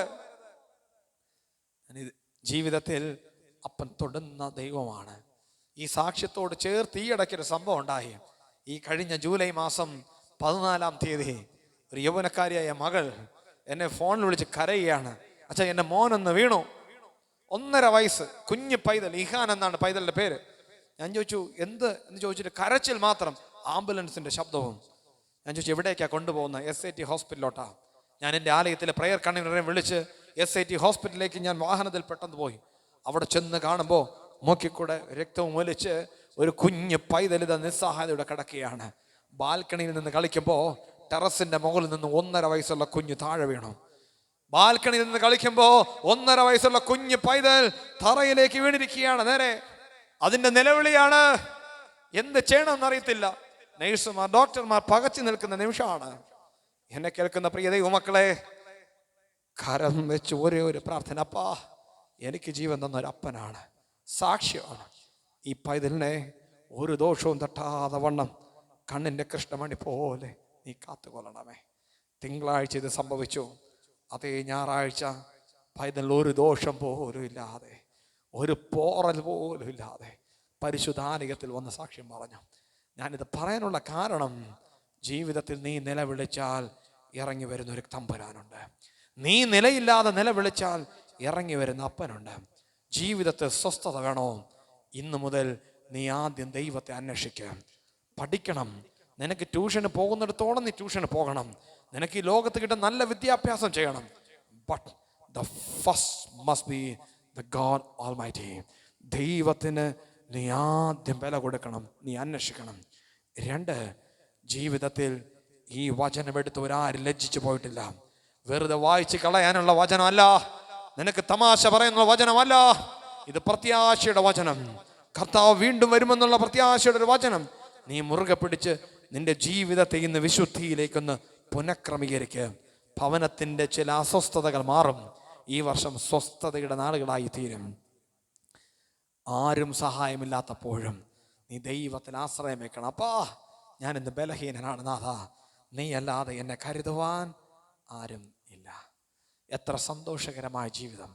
പക്ഷെ ആസയുടെ ജീവിതം നമ്മൾ പഠിച്ച് അവസാനിപ്പിക്കുമ്പോൾ ഇതുവരെ സന്തോഷമാണ് കേൾക്കാൻ. പക്ഷേ ഈ 16-ാം അധ്യായത്തിലേക്ക് വരുമ്പോൾ ആസയുടെ ഉള്ളിൽ നിഗളം വന്നു. അതുവരെ ദൈവത്തിൽ ആശ്രയിച്ചിരുന്നവൻ അടുത്തൊരു യുദ്ധം വരുമ്പോൾ ബെൻഹദദ് എന്ന രാജാവിനിൽ ആശ്രയിക്കുകയാണ്. അവിടെ തകർച്ച തുടങ്ങി. അതിൻ്റെ 16-8 പറയുന്നത്, യഹോവയിൽ ആശ്രയിച്ചിരുന്ന സമയത്ത് പല ശത്രുക്കളെ ഏൽപ്പിച്ചു, പക്ഷെ പിന്നത്തേതിൽ അവൻ നീ ഭോഷത്വം ചെയ്തു. അതിൻ്റെ 9-ാം വാക്യത്തിൻ്റെ അവസാന ഭാഗം, ഇനി യുദ്ധങ്ങളുണ്ടാകും. താഴോട്ട് വരുമ്പോഴോ ഒരു രോഗം വന്നപ്പോൾ ആദ്യം ദൈവത്തിൽ ആശ്രയിക്കുന്നതിന് പകരം അന്ന് സമ്പത്തുണ്ടായിരുന്നത് കൊണ്ട് വൈദ്യന്മാരിൽ ആശ്രയിച്ചു. അവനൊരു രോഗം വന്ന് മരണപ്പെടുകയാണ്. പഴയ നിയമത്തിൽ പലരും തുടക്കം ഗംഭീരമായി തുടങ്ങി. നോഹ ഗംഭീരമായി തുടങ്ങി, അവസാനോ ശിംശോൻ ഗംഭീരമായി തുടങ്ങി, അവസാനോ ആസ ഗംഭീരമായി തുടങ്ങി, അവസാനോ. പക്ഷെ പുതിയ നിയമത്തിൽ വന്നാലുണ്ടല്ലോ, ചിലരൊക്കെ തുടക്കം എന്ന് പറഞ്ഞാൽ മീൻപിടുത്തക്കാർ, കർത്താവിൻ്റെ വേലയിലായിരിക്കുന്ന ഉപദ്രവിക്കുന്ന ഗുണ്ടാത്തലവൻ പൗലോസ്. പക്ഷെ ഒടുക്കം എങ്ങനെയായിരുന്നു? എത്രയോ നന്മയായിരുന്നു. പ്രിയപ്പെട്ടവരെ, അതുകൊണ്ട് അച്ഛൻ പറയട്ടെ, നിന്റെ ജീവിതം ഇന്നുവരെ എങ്ങനെ ആയിരുന്നു, എങ്ങനെ ആയിരിക്കുന്നു എന്നത് പ്രശ്നമല്ല. അപ്പൻ്റെ മുമ്പിൽ ഇന്ന് പറ, ഞാൻ സമ്പൂർണ്ണമായി സമർപ്പിക്കാൻ സന്നദ്ധനാണ്. എൻ്റെ നാഥനായി എന്നെ സമർപ്പിക്കാൻ സന്നദ്ധനാണ്. ജീവിതത്തിൽ നിന്ന് സമർപ്പിക്കാമോ?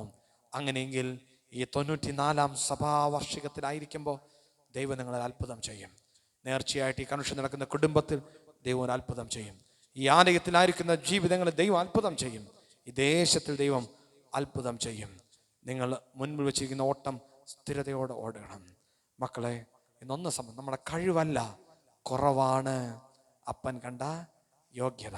നമ്മുടെ നിറമൊന്നുമല്ല കർത്താവ് കണ്ടത്, ഉള്ളിലെ നിറവാണ്. നിന്റെ പണമൊന്നുമല്ല കർത്താവ് കണ്ടത്, നിന്റെ കണ്ണീർ കണമാണ് കർത്താവ് കണ്ടത്. ഒന്ന് എഴുന്നേൽക്കാമോ? ഒരു നിമിഷം പ്രാർത്ഥിച്ച് അച്ഛൻ ശുശ്രൂഷ അവസാനിപ്പിക്കുക. എല്ലാവരും എഴുന്നേറ്റാണ്.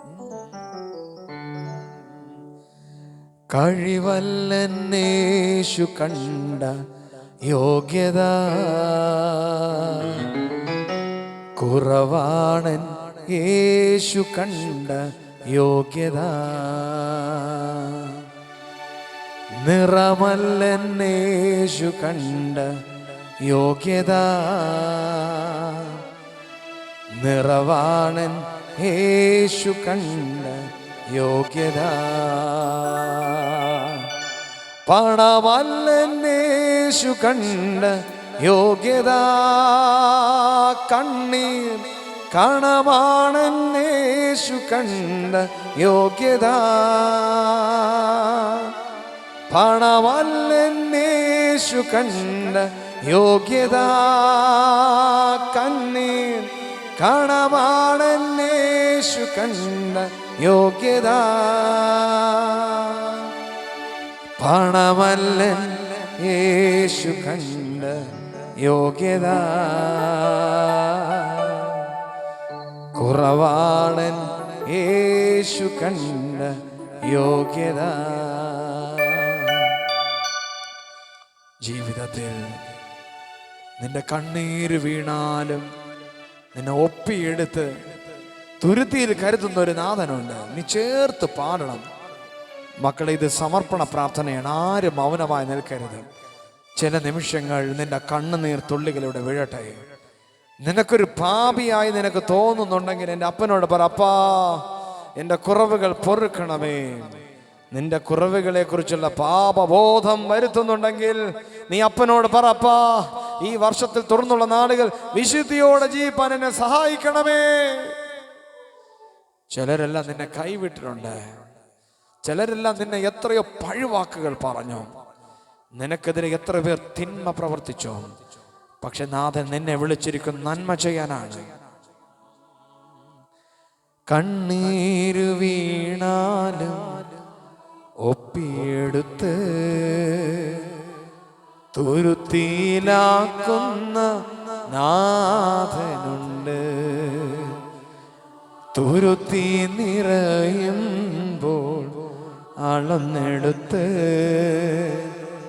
അനുഗ്രഹമേകുന്നു യേശുവുണ്ട്.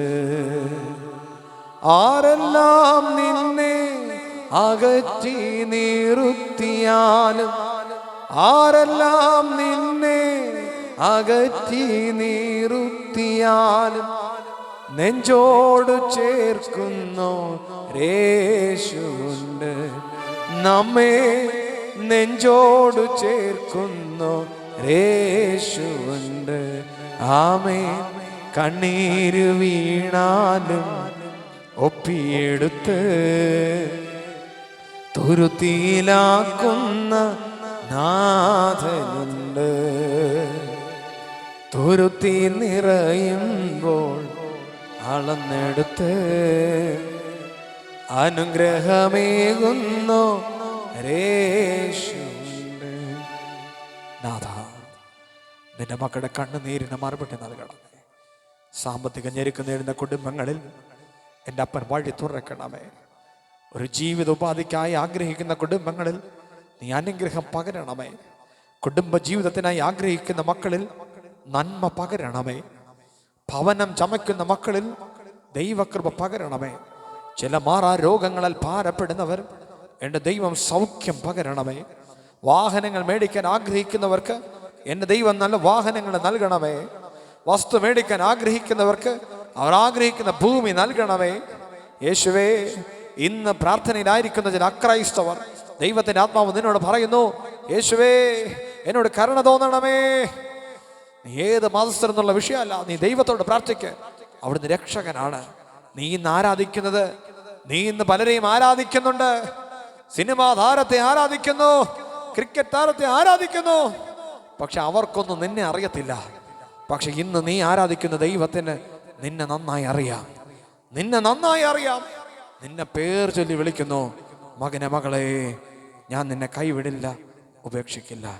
കർത്താവ്, ഈ ആലയത്തിലെ പുരോഹിത കുടുംബത്തെ അനുഗ്രഹിക്കണമേ. ഗായക സംഘത്തെ അനുഗ്രഹിക്കണം. കീബോർഡ് വായിച്ച മകനെ അനുഗ്രഹിക്കണം. ശബ്ദം നിയന്ത്രിക്കുന്ന മകനെ അനുഗ്രഹിക്കണം. ആലയത്തിലെ പ്രസിഡന്റ്, സെക്രട്ടറി, ട്രഷറർ, കമ്മിറ്റി അംഗങ്ങൾ, കൊച്ചുമക്കൾ, യൗവനക്കാർ, മുതിർന്ന എല്ലാവരും അനുഗ്രഹിക്കണം. ഈ ദേശത്തെ അനുഗ്രഹിക്കണം. വചനം അത് വെറും വാക്കല്ല, അത് ജീവന്റെ വചനം. നല്ല നിലത്ത് വീണ് അത് 100 മേനി വിളയുവാൻ പരിശുദ്ധൻ സഹായിക്കണം. 95-ാം വാർഷികത്തിന് കൂടി വരുമ്പോ ഈ ഒരു വർഷം ചെയ്ത നന്മകളെ തുറന്നു ഓർക്കാൻ അങ്ങ് സഹായിക്കണം. പുതിയ വർഷം ഈ മക്കൾക്ക് നന്മയാക്കി തീർക്കണം. ബലഹീനനാടിയനെ കുടുംബമായി ശുശ്രൂഷയിൽ പങ്കെടുപ്പാൻ ഒരുക്കിയതിനായിട്ട് നന്ദി. തുറന്നും ശക്തിയോടെ അടിയനെ നിർത്തണം. യേശുവിൻ അധികാരമുള്ള നാമത്തിൽ തന്നെ ആമേൻ. തുടർന്ന് പ്രാർത്ഥിക്കാം.